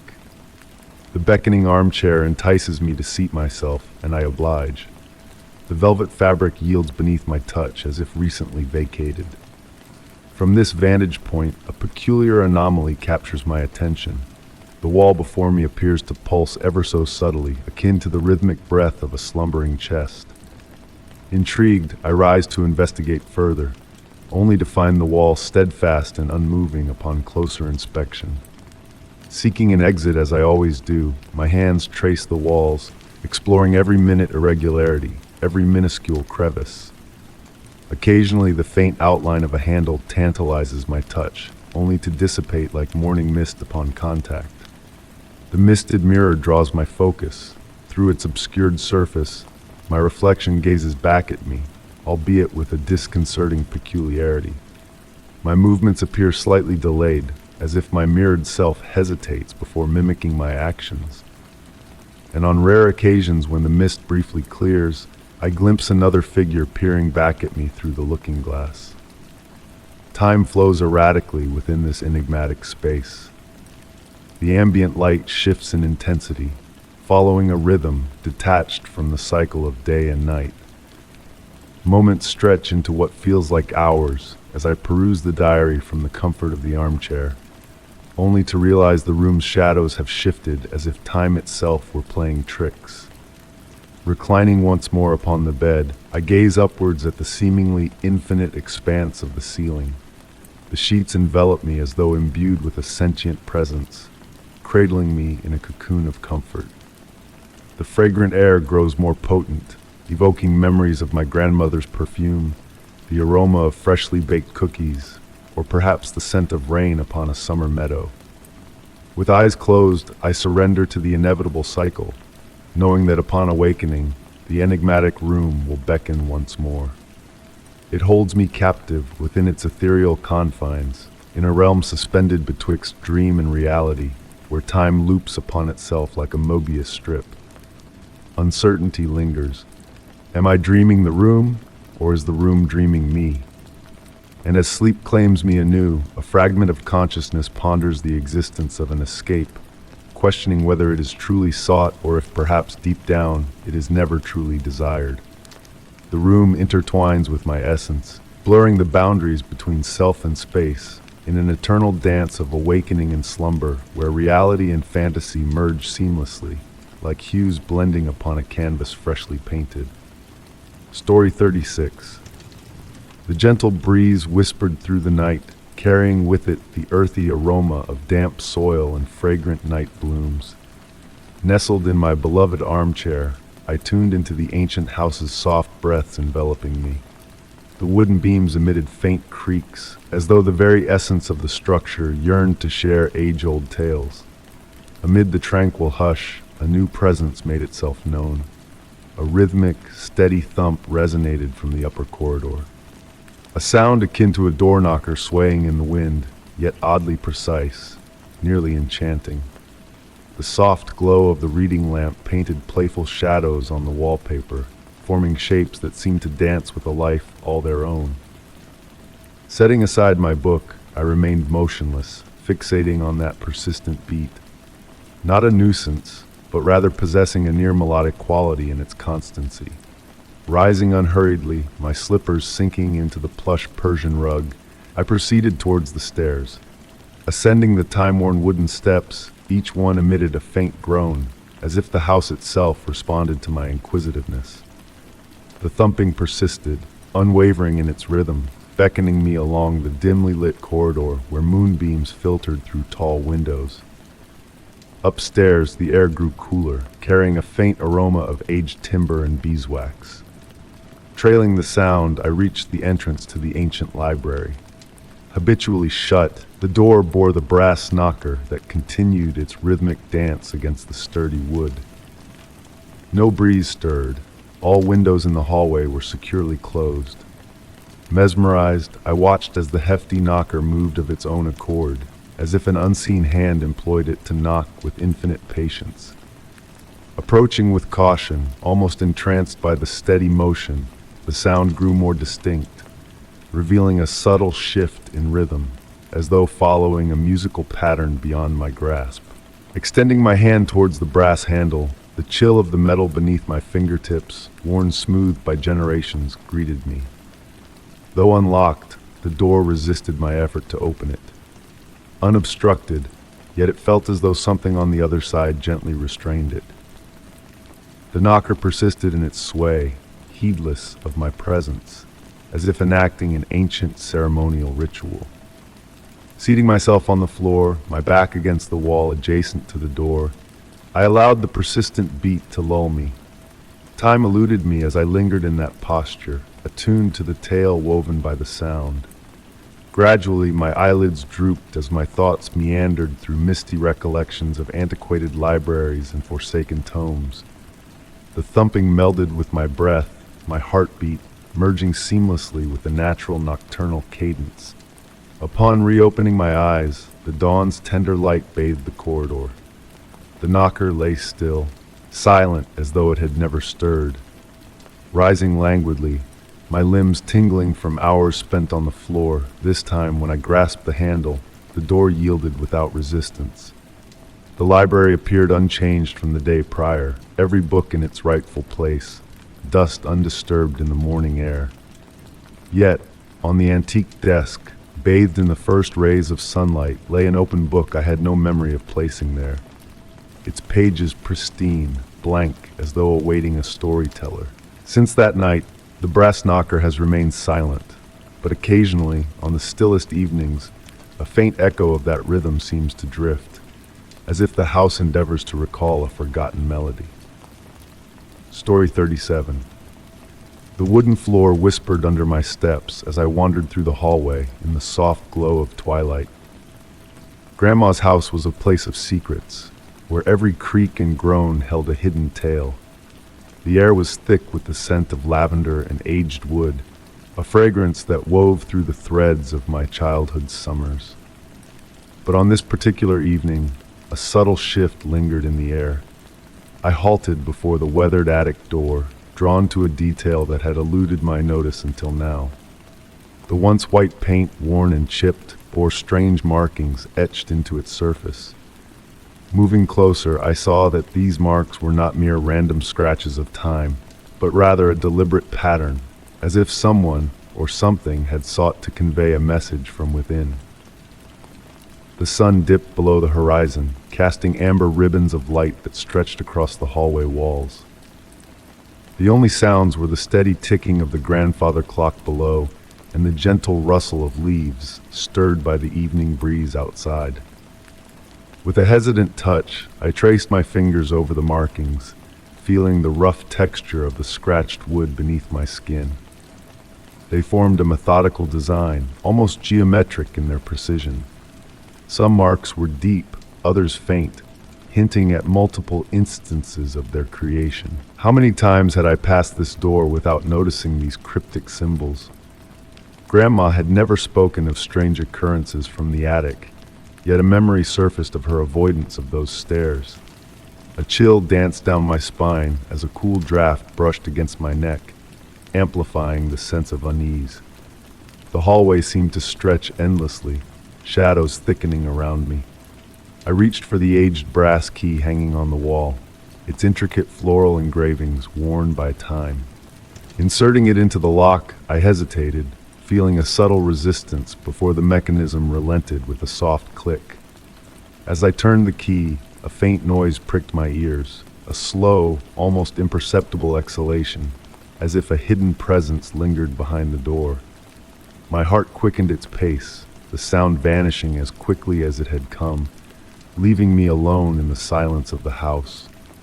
With trembling hands, I activated the flashlight on my phone, its beam revealing hidden details on the door's surface. The scratches formed a circular motif, a spiral of enigmatic symbols. At the center, a series of numbers caught my eye, etched delicately as if meant for my discovery. A distant recollection stirred within me. Grandma had spoken of a hidden diary within the house, a repository of family lore she guarded closely. The wind outside moaned, the windows rattling in protest.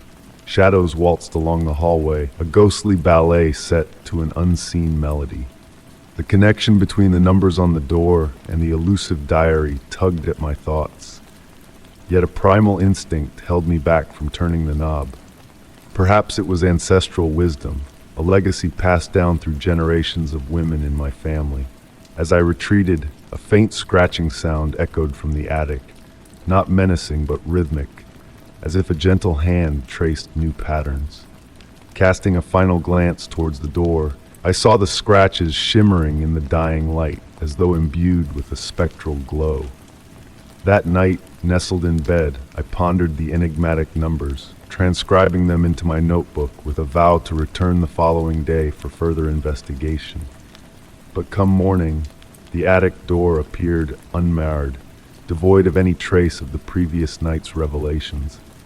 Only the brass key retained a subtle luminescence, hinting at a secret not yet ready to unfurl. Since that night, each visit to Grandma's house finds me pausing before that enigmatic door. Sometimes I swear I glimpse the markings resurface in the dimness, or catch a whisper of that phantom breath. Yet I resist the urge to unlock the mysteries that lie beyond.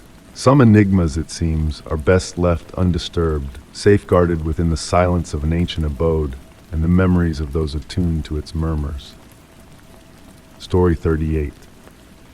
In the dim glow of the candle's flickering light, I ventured down the worn steps of the ancient cellar. The old wood creaked beneath my weight, a familiar melody echoing through the cool, musty air that enveloped me. This was a journey I had taken countless times before, a routine pilgrimage to retrieve Grandma's cherished preserves. Yet on this particular evening, a subtle shift hung in the air, weaving a sense of mystery into the familiar surroundings. The candle flame danced erratically, defying the stillness of the underground chamber. A fine layer of dust seemed to coat every surface, despite my presence there just the day prior. Shadows danced along the stone walls, elongated fingers reaching towards the darkness that beckoned from below. Midway down the stairs, a peculiar sensation gripped me, halting my descent. The shelves that typically lined the cellar walls appeared to stretch infinitely into the abyss. The feeble candlelight failed to penetrate the deepening corridor, casting an eerie glow that hinted at hidden depths waiting to be discovered. The silence in the cellar was palpable, broken only by the rhythmic thump of my own heartbeat and the distant murmur of water trickling through stone crevices. Driven by a blend of curiosity and trepidation, I pressed forward into the unknown. As I navigated the labyrinthine shelves, the jars of preserves caught the flickering light, their labels bearing dates long past: 1980, 1960, 1940. Some so faded they were mere whispers of a time gone by. The air grew colder, infused with the scent of damp earth and ancient knowledge, a fragrance that stirred forgotten memories. The walls transitioned from rough-hewn stone to intricately patterned bricks, adorned with enigmatic symbols etched with precision beyond their time. A particular jar, crafted from obsidian glass, stood out amidst the others. Its label, bearing the inexplicable date of 1820, drew me in with an irresistible allure. Trembling, I reached for the jar, and in the stillness of the cellar, a faint whisper brushed against my ears. Not words, but a haunting echo of centuries past, a murmur of time unfolding like the turning of yellowed pages in a forgotten tome. Turning slowly, I glimpsed ethereal figures wavering in the shadows, elusive memories on the cusp of materialization. A shiver ran down my spine, urging me to retreat. But as I sought to ascend the stairs, a disconcerting realization dawned upon me. The distance I had traversed had multiplied, the light above now a distant beacon in the velvety darkness. With measured breaths, I retraced my steps, willing the cellar to relinquish its enigmatic hold. Gradually, the shelves reverted to their familiar form, the dates on the jars shifting to more recent years. The jar from 1820 remained in my grasp, a tangible reminder of the surreal journey I had undertaken.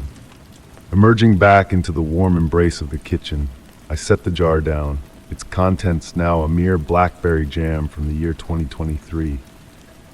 Yet, when I uncorked it, a scent unlike any other wafted forth, a fragrance redolent of time itself, a blend of sweetness and antiquity that stirred echoes of distant memories. Since that enigmatic night, whenever I descend into the depths of the cellar, a sense of anticipation lingers in the air. Though the staircase remains unchanged, and the shelves hold their usual treasures, a whisper of possibility hangs in the shadows. Maybe, just maybe, the cellar awaits, poised to reveal more of its temporal secrets. And in those moments of dim light and profound silence, I find myself on the brink of a timeless journey, wondering if I will summon the courage to venture further into that infinite corridor, to uncover the mysteries that lie where time itself fades into obscurity. Story 39.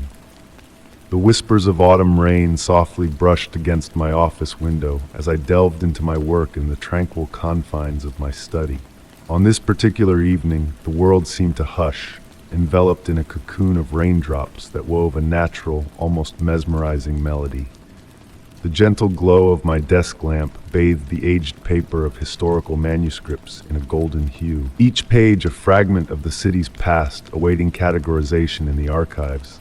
And it was then, in that suspended moment, that she appeared. A solitary figure traversing the square beneath a vivid scarlet umbrella, a solitary burst of color amidst the muted palette of autumnal grays and browns. There was a certain peculiarity to her stride, an almost lyrical cadence to her movements that harmonized flawlessly with the rhythmic patter of the rain.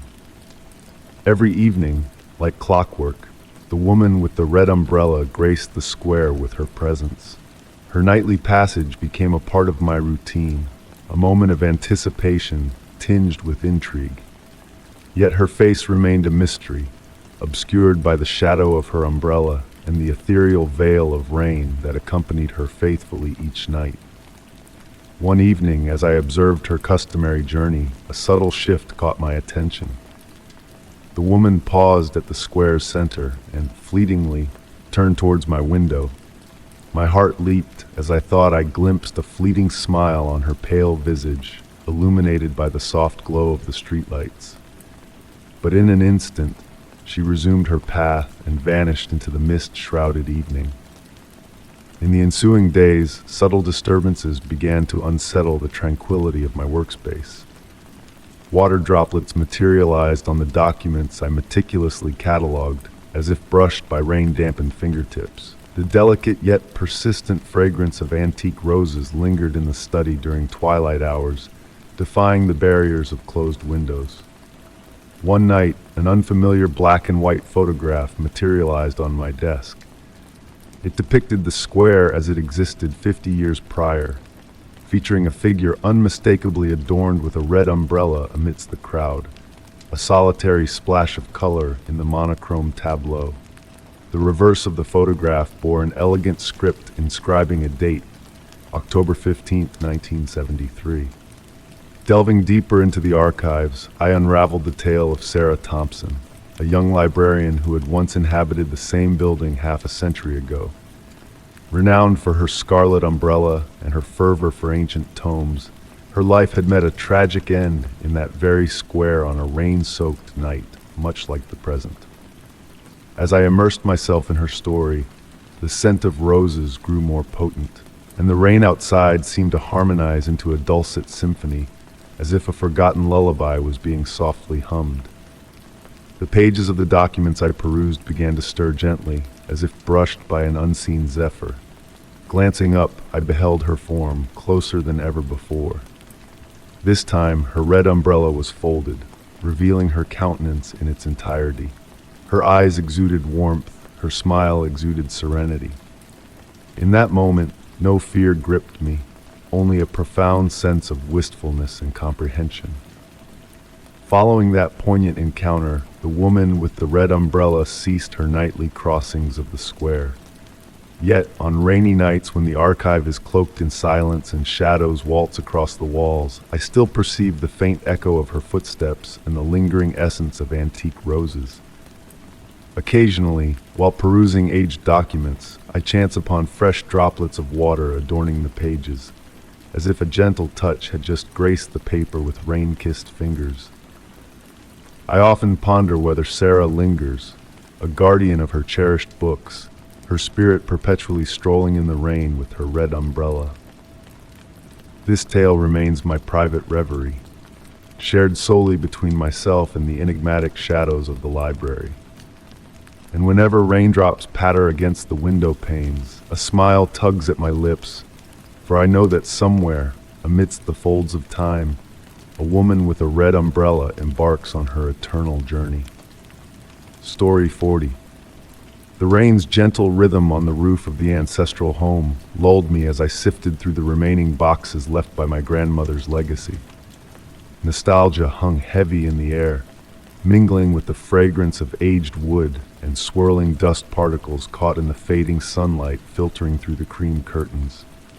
Each item I uncovered seemed to whisper tales of days gone by, painting vivid memories in my mind. It was in the final box that I stumbled upon a weathered, leather-bound photo album.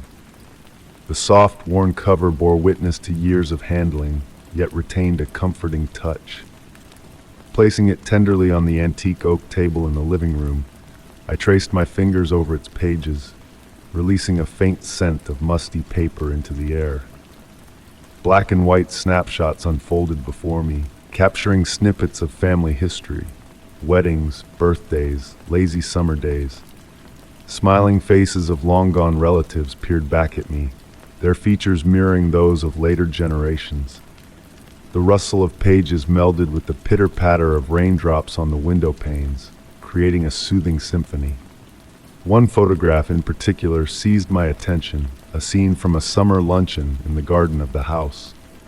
Amidst the familiar faces sat my grandmother, radiant in a floral dress, surrounded by her siblings. The sunlight cast gentle shadows, preserving the joy of that moment in time. Yet, a mysterious figure stood apart from the group, clad in a light dress and a wide-brimmed hat obscuring her face.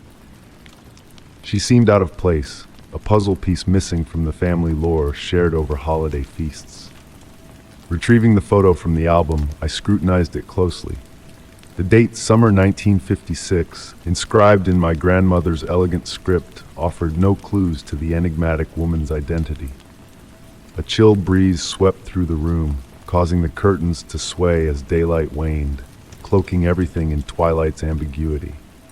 Turning on an antique table lamp bathed the room in a soft, warm glow, illuminating the photograph anew.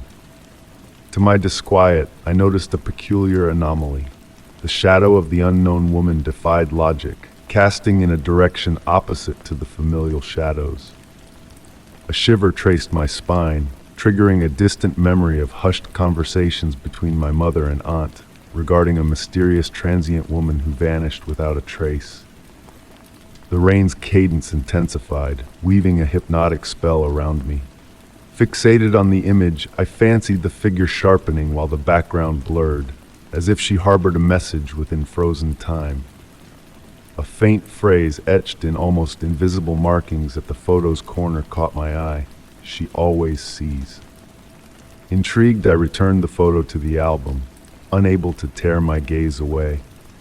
How many untold stories lay hidden within these walls, and how many mysteries remained veiled by the camera's lens, frozen in the tapestry of time. Night descended in a tranquil embrace, the rain's melody a lullaby enveloping the old house. Seated by the window, the album cradled in my lap, I delved into contemplation. Who was the mysterious woman? What secrets had she witnessed, and did her gaze linger still? Leaving the album open on the table, I retired for the night, stealing a final glance from the doorway. In the flickering lamp's glow, a fleeting illusion danced before me, a subtle shift in the figure's posture, as if she turned to meet my gaze. Yet, it could have been a trick of shadows, or perhaps a deeper enigma, destined to remain shrouded within the time-worn pages of the family album. Story 41. The November rain softly tapped against the windows of Grandma Rose's attic, creating a soothing natural melody that always brought me a sense of tranquility. It had been years since I last visited, but now I returned to sift through her belongings, now that she had departed this world. The scent of aged wood and weathered books lingered in the air, while the soft twilight glow seeped through the half-open shutters, casting whimsical shadows across the vintage wallpapered walls. In a forgotten corner of the room, veiled by a thin layer of dust, I discovered Grandma's old brass record player, always kept gleaming like a mirror. It was a relic from another era, adorned with intricate floral designs on its mechanical arm and a turntable that appeared untouched by time. Beside it, a collection of vinyl records neatly tucked into worn cardboard sleeves, each telling its own story through the cracks and pops of age. As I perused the records, my fingers paused on one that stood out. Its cover was plain white, devoid of any title or artist, save for a delicate golden border that shimmered in the dim light. Although unfamiliar to me, I felt a strange pull towards it, beckoning me to uncover its secrets. Driven by an insatiable curiosity, I decided to play it. The record player hummed to life with a familiar warmth as I delicately positioned the mysterious record onto the turntable and lowered the arm. A moment of anticipation hung in the air before the music began. It was a waltz, a melody entirely foreign to my ears, yet captivating in its enigmatic beauty. The notes seemed to shift and rearrange with each revolution of the record, creating an ever-evolving composition that danced through the room. Closing my eyes, I surrendered to the enchanting music, a fragrant hint of jasmine, Grandma Rose's beloved flower, wafting through the air, though it was the heart of winter. When I opened my eyes once more, the shadows in the room had taken on a life of their own, moving in synchrony with the mysterious melody. Before me on the wall, a shadowy figure twirled in a graceful dance, despite my solitude in the attic. The waltz persisted, now accompanied by a faint laughter woven within the piano notes, a laughter that belonged to Grandma Rose, unmistakable and dear. A sensation, not of fear, but of wistful nostalgia, mingled with awe, coursed through me. Rising from the armchair, I approached the window, where a fleeting reflection seemed to reveal Grandma Rose, radiant and youthful in her favorite dance attire, spinning elegantly in the center of the attic. But as I turned, the vision vanished, leaving only the empty room behind. The record spun on, carrying me through its haunting melody until the final note faded into silence. In that moment of stillness, the attic felt transformed, infused with a newfound warmth and vitality, as if the echoes of the past had been roused from their slumber within the walls. As I placed the enigmatic record back into its white sleeve that evening, a revelation struck me. Etched on the inner edge in Grandma Rose's graceful handwriting was a date, her wedding day. Beneath it, in barely discernible script, a poignant message lingered. Music is the key to our most precious memories. From that day forward, whenever I revisited the attic, I sought out that particular record. Sometimes it revealed itself readily, while on other occasions it seemed to play a coy game of hide and seek among the other vinyls. Each time I listened, the melody held subtle variations, as if it held within it infinite renditions of the same cherished memory. I pondered whether it was a special gift from Grandma Rose or something more mystical, beyond my comprehension. Yet one thing remained clear. On those rainy evenings when the record player spun that enigmatic tune, the attic brimmed with a subtle enchantment, blurring the lines between present and past, reality and memory. In those fleeting moments, it felt as though Grandma Rose twirled in an eternal waltz, forever young and joyous, her spirit intertwined with the haunting strains of music. And perhaps, just perhaps, she danced on, a timeless figure in the tapestry of memories, as the rain continued its gentle serenade against the attic windows. Story 42. The autumn wind whispered softly through the rustling leaves as I meandered down the winding country road. The sky was a canvas of warm hues, painted by the setting sun in shades of orange and purple. The GPS had long given up its guidance, but I felt no concern. Familiar with these lands, or so I believed, I continued on, embraced by the tranquil beauty around me. The dusty road curved gently, flanked by hills adorned with vineyards stripped bare for the season. A crack in the window welcomed in the crisp air, carrying with it the earthy perfume of wet soil and fallen foliage. In moments like these, time seemed to stretch, allowing each passing second to be savored fully. Turning right at the weathered wooden sign, a peculiar realization dawned on me. This path did not align with my mental map of the area. Halting briefly, I surveyed my surroundings. The elongating shadows cast mysterious shapes amid the trees that bordered the road. The pavement beneath my wheels was unusually pristine, devoid of the usual wear and tear of a forgotten back road. No potholes marred its surface, only a smooth ribbon of asphalt disappearing into the encroaching evening mist. Delicate leaves danced lazily in the air, suspended in a tranquil ballet that seemed to defy time itself. Pressing forward at a leisurely pace, my curiosity heightened as the landscape transformed subtly before my eyes. The trees flanking the road appeared ancient and gnarled, their canopies interlocking above me to form a natural canopy. Dim twilight seeped through the intertwined branches, casting a dappled glow along the path.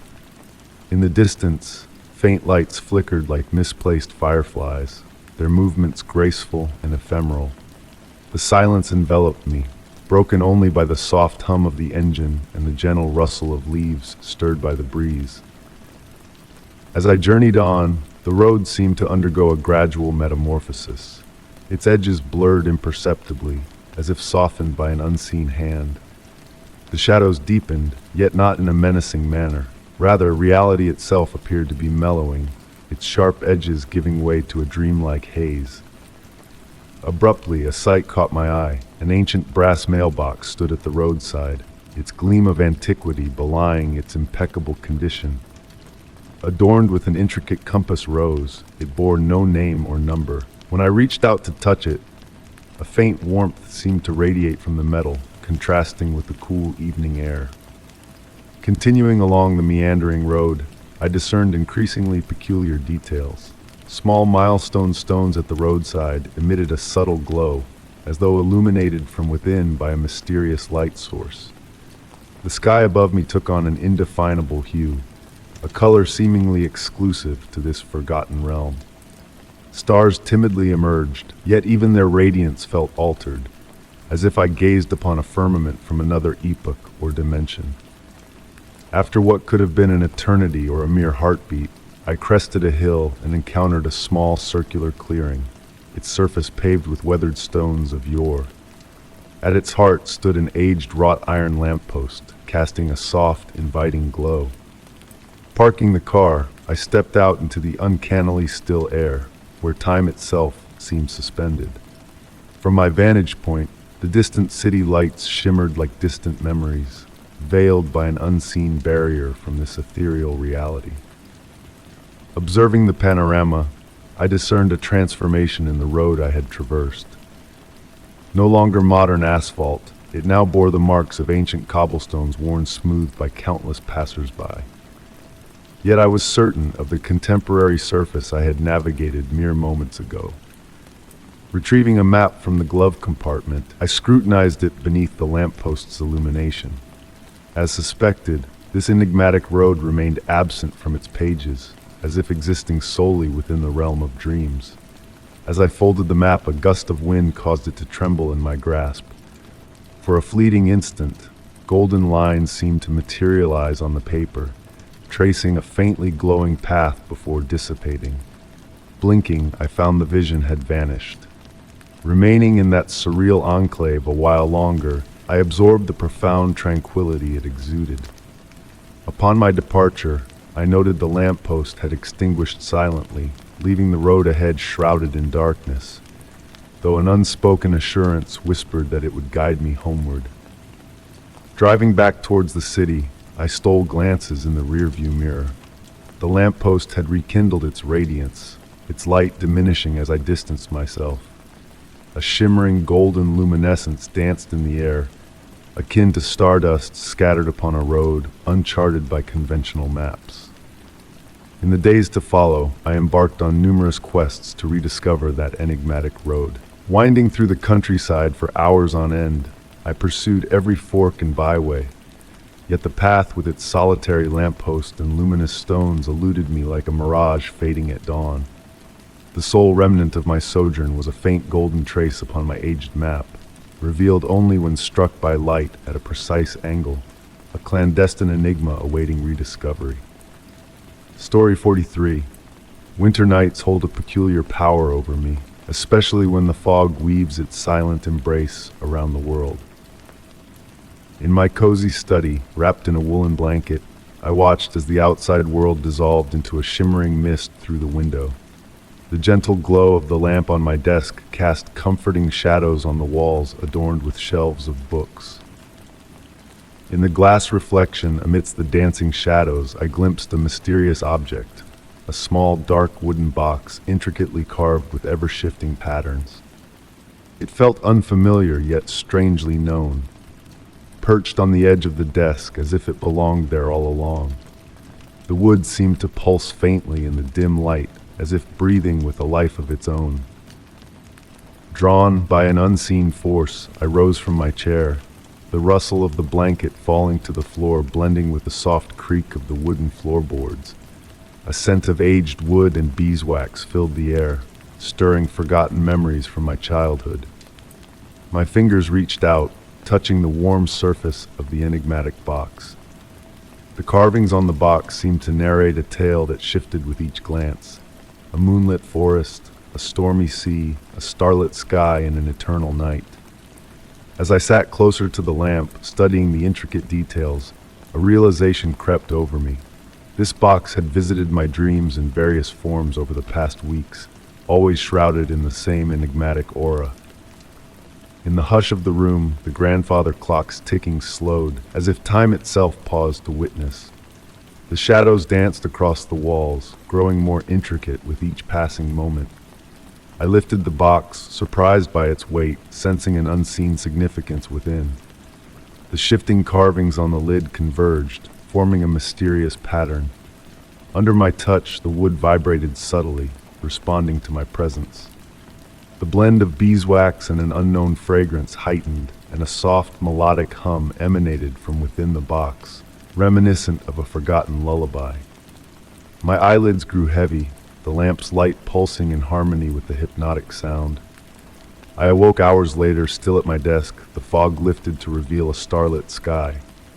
The box had vanished, leaving behind a ghostly imprint on the desk's surface. On my hand, a faint carving similar to those on the box glowed in the dim light. The mystery lingered, blurring the lines between dream and reality. Since that fateful night, the box continued to visit my dreams, evolving in its attempts to communicate a message beyond my grasp. Each morning, the carving on my hand shifted, as though crafting a cryptic message waiting to be deciphered with time. I pondered if others shared this ethereal connection, marked by invisible symbols of a world beyond our waking reality. The veil between dream and waking life seemed thinner now, the box serving as a conduit between realms intertwined more closely than we perceive. As I pen these words, the scent of beeswax lingers, a whisper of the box's presence in the realm of dreams, beckoning with untold secrets to reveal in the quiet depths of the night. Story 44, The Whispering Snow. That night, the snow descended gently, draping every corner with a flawless quilt that glistened beneath the soft glow of the street lamps. As a night sentinel, I wandered through the labyrinthine halls of the ancient museum, enveloped in a cocoon of solitude. The time-worn wooden floors murmured beneath my feet, a soothing melody harmonizing with the faint hum of the heating system. Pausing before a towering window on the second level, I beheld the mesmerizing dance of snowflakes pirouetting through the air before alighting on the earth below.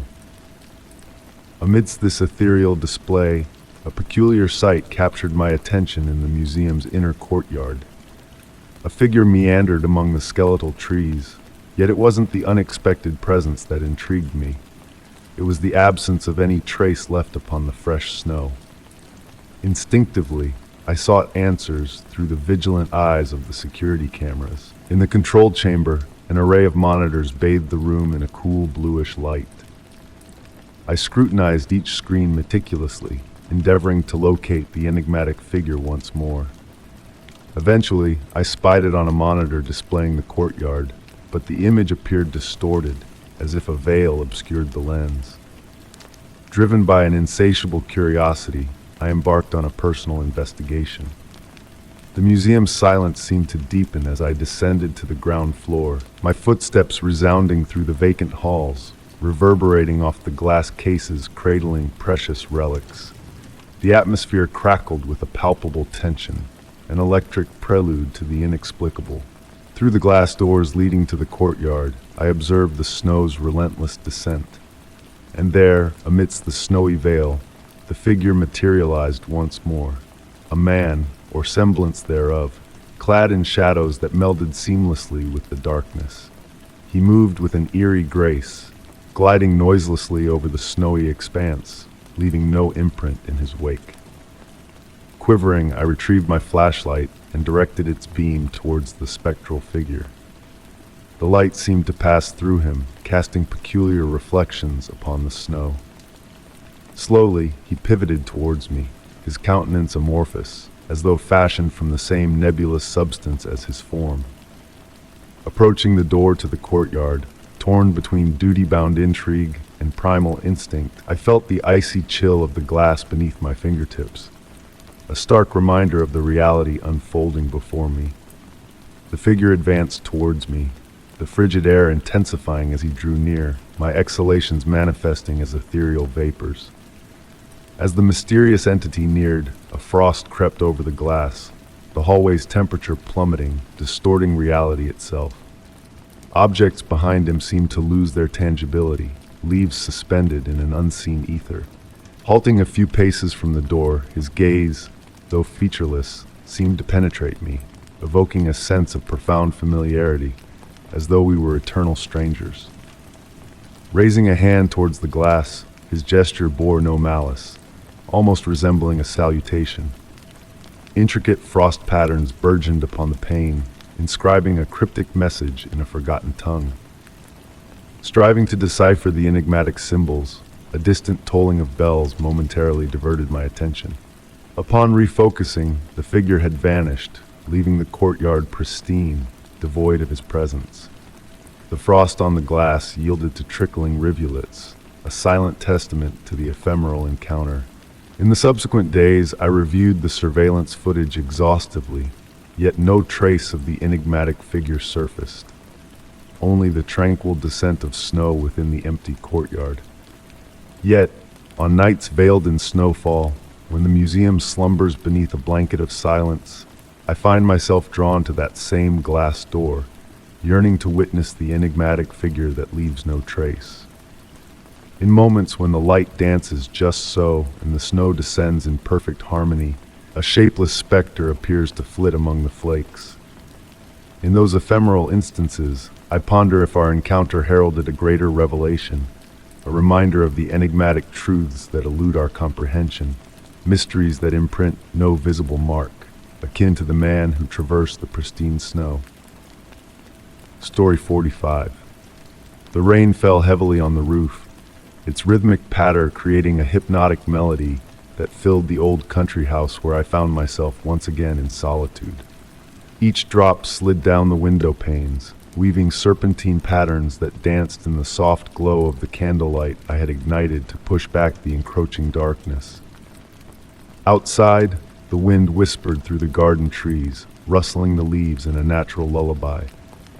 Relaxing in my favorite armchair, cradling a steaming cup of tea in my hands, I gazed absent-mindedly as wisps of vapor spiraled lazily into the air. The house echoed with its usual familiar sounds, the gentle creak of contracting wood, the steady ticking of the pendulum clock in the entryway, the soft whistle of the wind sneaking through hidden drafts. Everything appeared normal, yet an indefinable unease began to stir in the tranquility of the evening. It was during a sip of tea that I detected something out of the ordinary. The upstairs bedroom window, visible through the hallway mirror's reflection, seemed to emit a peculiar glow, as though a candle burned within. But I knew for certain that no source of light occupied that room. Setting down my cup on the small table beside the armchair, I rose slowly and made my way towards the stairs. The wooden steps groaned under my weight, a sound that had become familiar to me over the years spent in this house. However, on that particular night, every creak felt different, as if the very house was attempting to convey a message to me. As I ascended, the air grew colder, a thin veil of moisture clinging to the walls of the upper hallway. Upon reaching the bedroom door, I paused before turning the brass handle. It was icy to the touch, sending a shiver down my spine. With a slight squeak, the door swung open, revealing the room shrouded in shadows. The window, the same one I had seen reflected in the mirror, was shut. Yet as I watched in disbelief, the lock began to shift on its own, inching open as if guided by unseen hands. To my amazement, the window started to glide upwards gradually, without any visible force propelling it. The breeze that entered was not strong enough to warrant such movement, and carried with it a sweet, ancient aroma of dried flowers and old wood. Approaching the window cautiously, I observed raindrops trickling into the room, forming small puddles on the wooden sill. What struck me as extraordinary was that these drops did not fall in a typical downward trajectory, but instead danced in the air, swirling in intricate patterns before gently settling on the floor. While captivated by this inexplicable display, a movement drew my gaze to the window glass where words began to materialize, as if an invisible hand inscribed them on the foggy surface. The letters formed slowly, too blurred to decipher clearly. The curtains stirred softly, though no draft stirred the room. Their motion mimicked the slow, deep breaths of a slumbering figure. Moonlight, filtered through rain-laden clouds, cast shifting shadows on the walls, hinting at silent tales untold. Reaching out a hand towards the window, I felt the cool outside air brush against my fingers. Just as I was about to touch the glass, the window closed gently, the same gradual manner in which it had opened. With a delicate click, the lock secured itself, and the ancient scent that had enveloped the room began to fade. For several moments I stood frozen, listening to the continued patter of rain outside. The room had reverted to its usual appearance, yet something had shifted. It felt as though the house had offered me a glimpse into another realm, a world running parallel to our own, revealed only in those rare moments when the boundary between reality and mystery thins to a fragile veil. From that night onward, whenever rain fell, I would settle into my armchair and gaze at the window's reflection in the hallway mirror. Sometimes it remained motionless, while on other occasions it would open slowly in a silent ritual that had woven itself into the fabric of my existence. The source of this phenomenon remained a mystery to me, yet I had learned to embrace it as a part of the enigma that inhabited my home, a secret shared solely between myself and the ancient walls. On the quietest of nights, when the wind whispered through the trees and the rain descended in a gentle cascade, I could almost sense a familiar presence, a silent guardian watching over me from beyond, manifesting through a window that unfurled of its own accord. Story 46. Autumn nights possess a certain enchantment in our neighborhood. The crisp air carries the fragrance of fallen leaves and the hushed echo of footsteps on the dampened street. Lately, on my way home from work, a peculiar occurrence has captured my attention during these evening strolls. It revolves around the streetlight stationed at the intersection of Maple Street and Rose Avenue, a light unlike its companions that steadfastly brighten the path with their golden glow. This particular one behaves mysteriously. As I draw near, its luminance begins to wane gradually, as though concealing a secret from my gaze. Initially, I dismissed it as a mere malfunction, an aging streetlight in need of repair, nothing more. Yet, a sense of intrigue nudged me to observe closely. The light would only dim in my presence. I watched as others passed beneath it. No alteration, no flicker in its radiance. Intrigued, I decided to experiment one evening. Standing about 60 feet away, I leaned against the weathered facade of the Art Deco building on the corner. The streetlight cast a robust beam, casting elongated shadows on the pavement and causing dewdrops to shimmer on the garden grass. With each step forward, the light flickered imperceptibly. As I drew closer, its brilliance dwindled, as though holding its breath. At 15 feet away, the light had dwindled to a faint glimmer, barely illuminating the surroundings. Standing beneath it, enveloped in its dim halo, the night's stillness deepened, as if even the city's usual clamor had withdrawn with the light. Peering up at the streetlight's glass, I discerned something peculiar in the dimness. Small marks etched upon its surface, forming an intricate pattern. In the days that followed, I altered my route to pass beneath that streetlight unfailingly. The same ritual unfolded each time, the light dimming as I approached, the silence thickening, the sensation of being observed from above. Gradually, I noticed more nuances.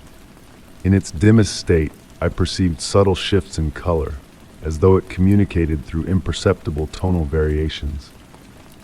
On a moonlit night, within the twilight circle beneath the streetlight, I heard a peculiar sound, a faint metallic hum, almost musical in rhythm, seemingly emanating from within the pole. Placing my hand on the cool metal, I felt the vibrations coursing through my palm. For an instant, it appeared as though the streetlight sought to convey a message. I meticulously documented each visit, noting the fluctuations in dimming intensity based on lunar phases. During the new moon, the light nearly extinguished upon my passage, while during full moons it retained a more steadfast glow. I also observed a precise pattern in its return to normal brightness post my passing. Always 23 seconds, no more, no less. Most intriguing was how the streetlight's behavior began to influence my actions. I found myself slowing down as I neared, as if partaking in a silent ceremony. At times I lingered beneath it, motionless in the subdued light, attuned to the barely perceptible hum that seemed to narrate tales of yore. I refrained from seeking a rational explanation for this phenomenon. Perhaps, deep down, I preferred the mystery to remain unsolved. I chose to believe that in this secluded city nook, an enigmatic presence had elected to reveal itself solely to me. Each evening, on my homeward journey, I sensed the streetlight awaiting my arrival, poised to craft that twilight realm that had become our silent rendezvous. Thus, night after night, I engage in this peculiar dance with the streetlight that dims at my approach. Whether an electrical quirk, an unexplained anomaly, or something more profound remains unknown to me. Yet, during that fleeting moment of dimness, when the world recedes and shadows reign, I feel connected to a grander scheme, enigma unveiled solely through the dialect of light and shadow. Story 47. The enigmatic rainfall. The gentle cadence of raindrops tapping against my window had become a familiar companion during my late-night writing sessions. Each droplet danced down the glass, leaving shimmering trails in its wake, painting an ever-evolving masterpiece of liquid light. The soft amber glow of my desk lamp enveloped me in a comforting aura, while the rest of the room basked in soothing shadows. I found solace in studying the raindrops, seeking out hidden tales within their intricate paths. But on this particular night, a shift in the usual patterns caught my attention. The water seemed to flow with a deliberate purpose, moving in mysterious ways as if guided by an unseen force. Initially, I attributed it to fatigue, the rain's lullaby nearly whisking me away to the realm of dreams. Yet as I peered closer, the irregular movements of the droplets became more pronounced. They avoided certain areas on the glass, forming dry patches that slowly outlined a figure. Intrigued, I leaned in, and my reflection blended with the rain-splattered window, revealing an oddity.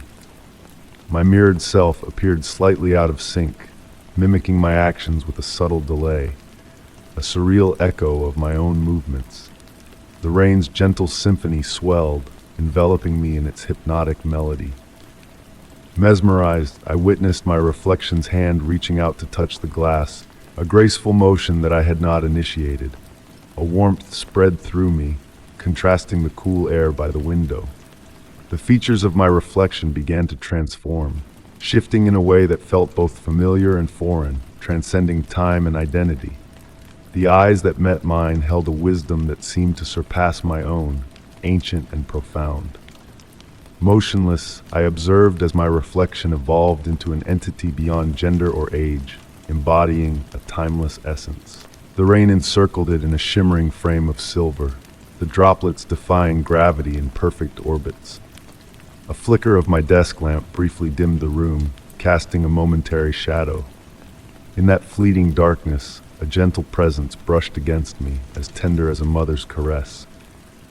When the light returned, my reflection reverted to its usual mirroring, yet the rain persisted in its ethereal dance, a testament to the extraordinary encounter. I remained by the window for hours, contemplating the enigmatic visitation. The lingering presence felt like a cherished melody, neither alarming nor intrusive. As dawn approached, the rain dwindled, leaving behind mundane streaks on the window. Now, on rainy nights, I find myself drawn to that window, abandoning pen and paper on my desk.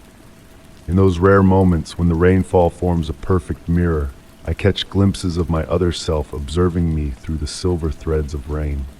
We share an unspoken understanding, acknowledging that certain mysteries are meant to be embraced rather than unraveled. The rain continues to fall, each drop carrying the promise of another mystical encounter. And in those fleeting instances of mutual observation, I ponder if, in a parallel existence, another version of myself sits by their own window, yearning to glimpse my world through the cascading veil of rain. Story 48. The night had enveloped the house in a shroud of profound tranquility, broken only by the soft patter of raindrops tapping against the window panes. Nestled in my cherished armchair, I observed the shadows waltzing on the walls, in perfect harmony with the flickering firelight from the hearth. The warmth cocooned me like a snug quilt, while the fragrance of burning wood intertwined with the delicate scent of vanilla tea cradled in my palms. It was in that moment of utter peace that a peculiar sight caught my eye in my niece's playroom, glimpsed through the slightly ajar door. An ancient porcelain music box, a keepsake from Grandma, seemed to emit a faint bluish luminescence. I couldn't recall ever seeing it glow like that before. Rising leisurely from the armchair, I placed the teacup on the wooden side table. My footsteps on the floor emitted a gentle creak that harmonized with the rain's rhythm, crafting an almost hypnotic melody. Drawing closer to the door, the glow intensified, yet retained a softness akin to moonbeams caressing placid waters. The playroom was a haven of reminiscences and enchantment. Weathered wooden shelves cradled porcelain dolls in Victorian attire, vibrant toy trains, and plush animals with gentle gazes. The music box occupied a central spot on the shelf. Encircled by tiny crystals my niece had gathered during her garden strolls. The porcelain ballerina perched atop the music box, usually frozen in her eternal pose, swayed ever so slightly, as though kissed by an unseen zephyr. Approaching, I noticed the room was notably cooler than the rest of the house. My breath materialized in wisps of vapor, while the crystals encircling the music box seemed to react to its glow, casting miniature rainbows on the walls. The ballerina continued her subtle motions, and I could almost discern a faint melody in the distance, a musical whisper from a bygone era. Reaching out towards the music box, the blue light pulsed gently. The other dolls on the shelf seemed to have turned their heads to gaze in my direction, but in the blink of an eye they reverted to their original positions. The melody grew more distinct. It was a lullaby Grandma used to sing, a tune I had believed faded from memory. The music box initiated a slow pirouette on its own accord. The ballerina danced with an otherworldly grace, her movements as fluid as those of a living performer. The crystals now cast intricate patterns on the ceiling, weaving designs that seemed to narrate tales of eras long past. The room filled with the weight of reminiscences, as if time itself had condensed around that small mystical object. I stood transfixed, spellbound by the spectacle unfolding before me. The music from the box melded with the rain's cadence, composing a symphony that echoed with nostalgia and concealed secrets. The shadows in the room appeared to sway to the music's tempo, and for an instant I sensed I was not alone in bearing witness to this private exhibition. Slowly the melody began to fade, slipping away like a dream upon waking. The blue light of the music box dimmed to a faint glimmer, and the ballerina ceased her dance, frozen once more. Silence enveloped the room anew, but it was a different silence, pregnant with significance and enigma. Returning to my armchair, I lifted my now tepid tea. Gazing at the dwindling embers in the fireplace, I ruminated on Grandma and her affection for objects that harbored tales. I pondered whether she had ever encountered something akin, if the music box had always possessed that enchantment, or if it was a special gift bestowed for specific moments and particular onlookers. Since that eve, each time I passed by the playroom, my eyes flickered towards the music box. Occasionally, I catch a fleeting glimpse of a blue shimmer or discern the initial notes of that long-forgotten lullaby. Yet perhaps it is merely recollections pirouetting in my mind, akin to that porcelain ballerina on that rainy night. Story 49. The night draped itself in a hushed embrace, cocooned in a veil of fog that turned the streetlights into faint, distant stars. Nestled in my cherished armchair, I idly observed the shadows pirouette across the walls of my study, their intricate dance choreographed by the gentle flicker of a solitary candle on the side table. The aged wooden floor exhaled the nostalgic aroma of yesteryears, a scent unique to well-loved homes, while the tranquility was punctuated by the rhythmic ticking of the pendulum clock. In the midst of my reverie, a peculiar anomaly caught my eye. Amidst the familiar shadows cavorting on the wall, there lurked one that moved to a clandestine cadence. While its counterparts swayed in harmony with the flame's dance, this particular shadow exhibited a will of its own, as if embarking on a clandestine exploration of the wall's surface. Initially dismissing it as a trick of my fatigued mind, long hours of toil playing tricks on my senses, I closed the book resting in my lap and rose to investigate further. Sensing my scrutiny, the shadow timidly skittered towards the room's corner. I approached, scrutinizing the plastered wall meticulously. The irregular texture naturally birthed tiny shadows, but the one that captivated me bore a different essence. It was denser, more defined, as though fashioned from a substance more tangible than mere absence of light.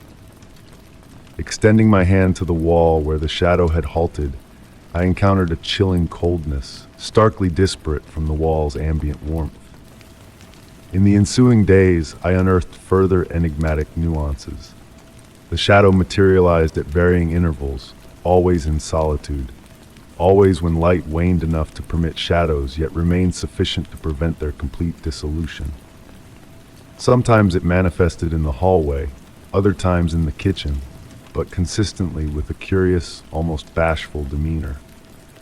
One evening, engrossed in writing at my desk, a presence brushed against my senses.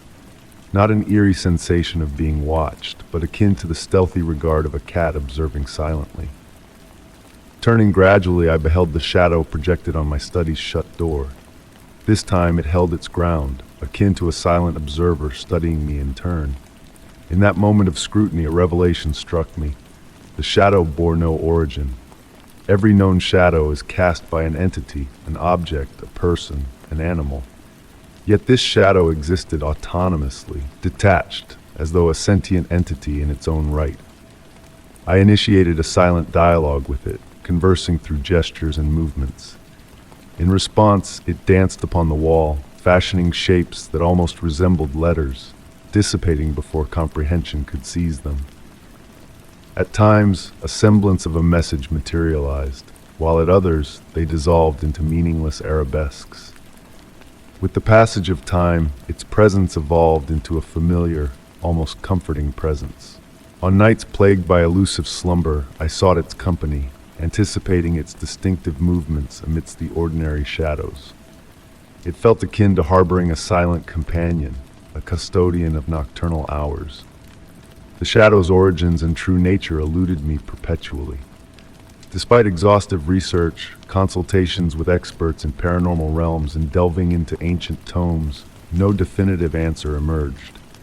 Some postulated it to be a physical aberration, while others alluded to residual energy manifestations, yet none encapsulated its essence entirely. Presently, ensconced in my armchair as I pen these musings, I glimpse the shadow's gentle stirrings in my peripheral vision. It has melded into my daily existence, a riddle I've embraced sans full comprehension. I often muse whether it, too, ponders my essence, whether I am as enigmatic to it as it remains to me. The candle on the side table wanes, its flame flickering towards oblivion.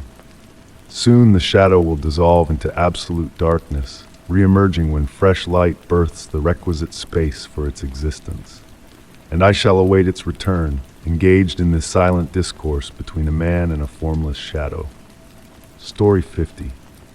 The night held a unique essence, that of autumn slowly seeping into your very being, murmuring promises of endless nights. Nestled in the plush armchair in my cozy study, I savored the soft caress of the evening breeze dancing with the leaves outside, a serene lullaby of nature.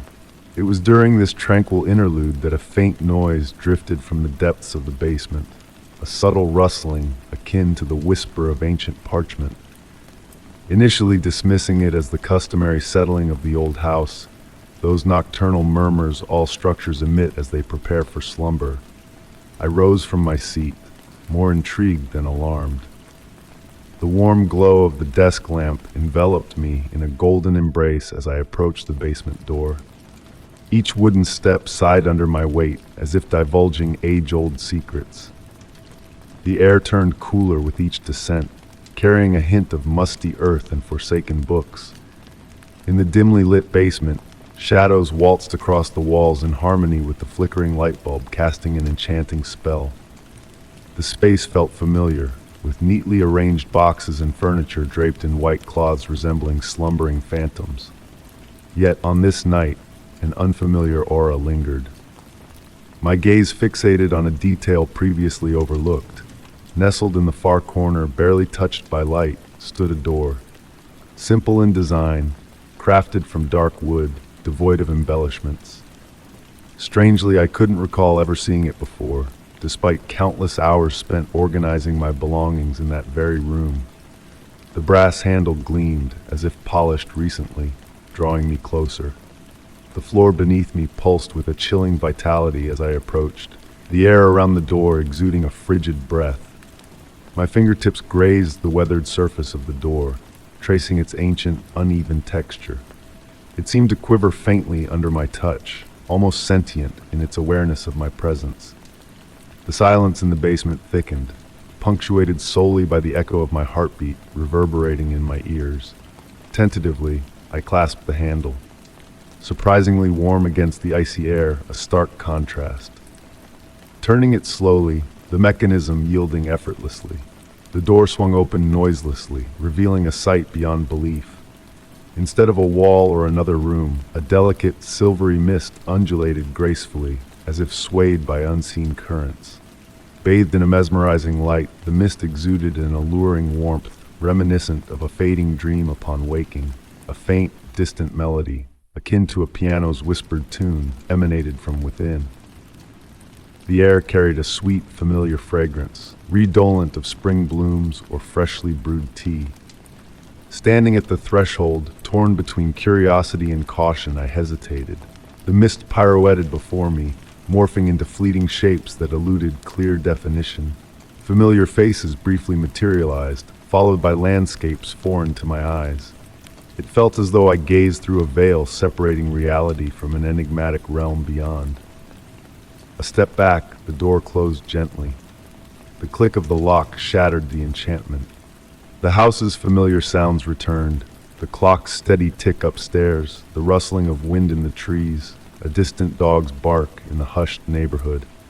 Ascending the stairs languidly, a sense of unearthly discovery lingered. In the ensuing days, I revisited the basement, only to find the door vanished, replaced by an unyielding brick wall. Yet, on the quietest nights, when the world teeters between wakefulness and slumber, a distant melody whispers in my mind. I ponder if that door still exists, concealed somewhere, awaiting rediscovery by another. Some doors open only at specific junctures, where time and space intertwine in unfathomable ways. Perhaps it is best so, for the mystery of that basement door taught me that not all queries demand answers. Some secrets are more exquisite veiled, like evanescent dreams brushing reality before dissolving into the silver mist of memory.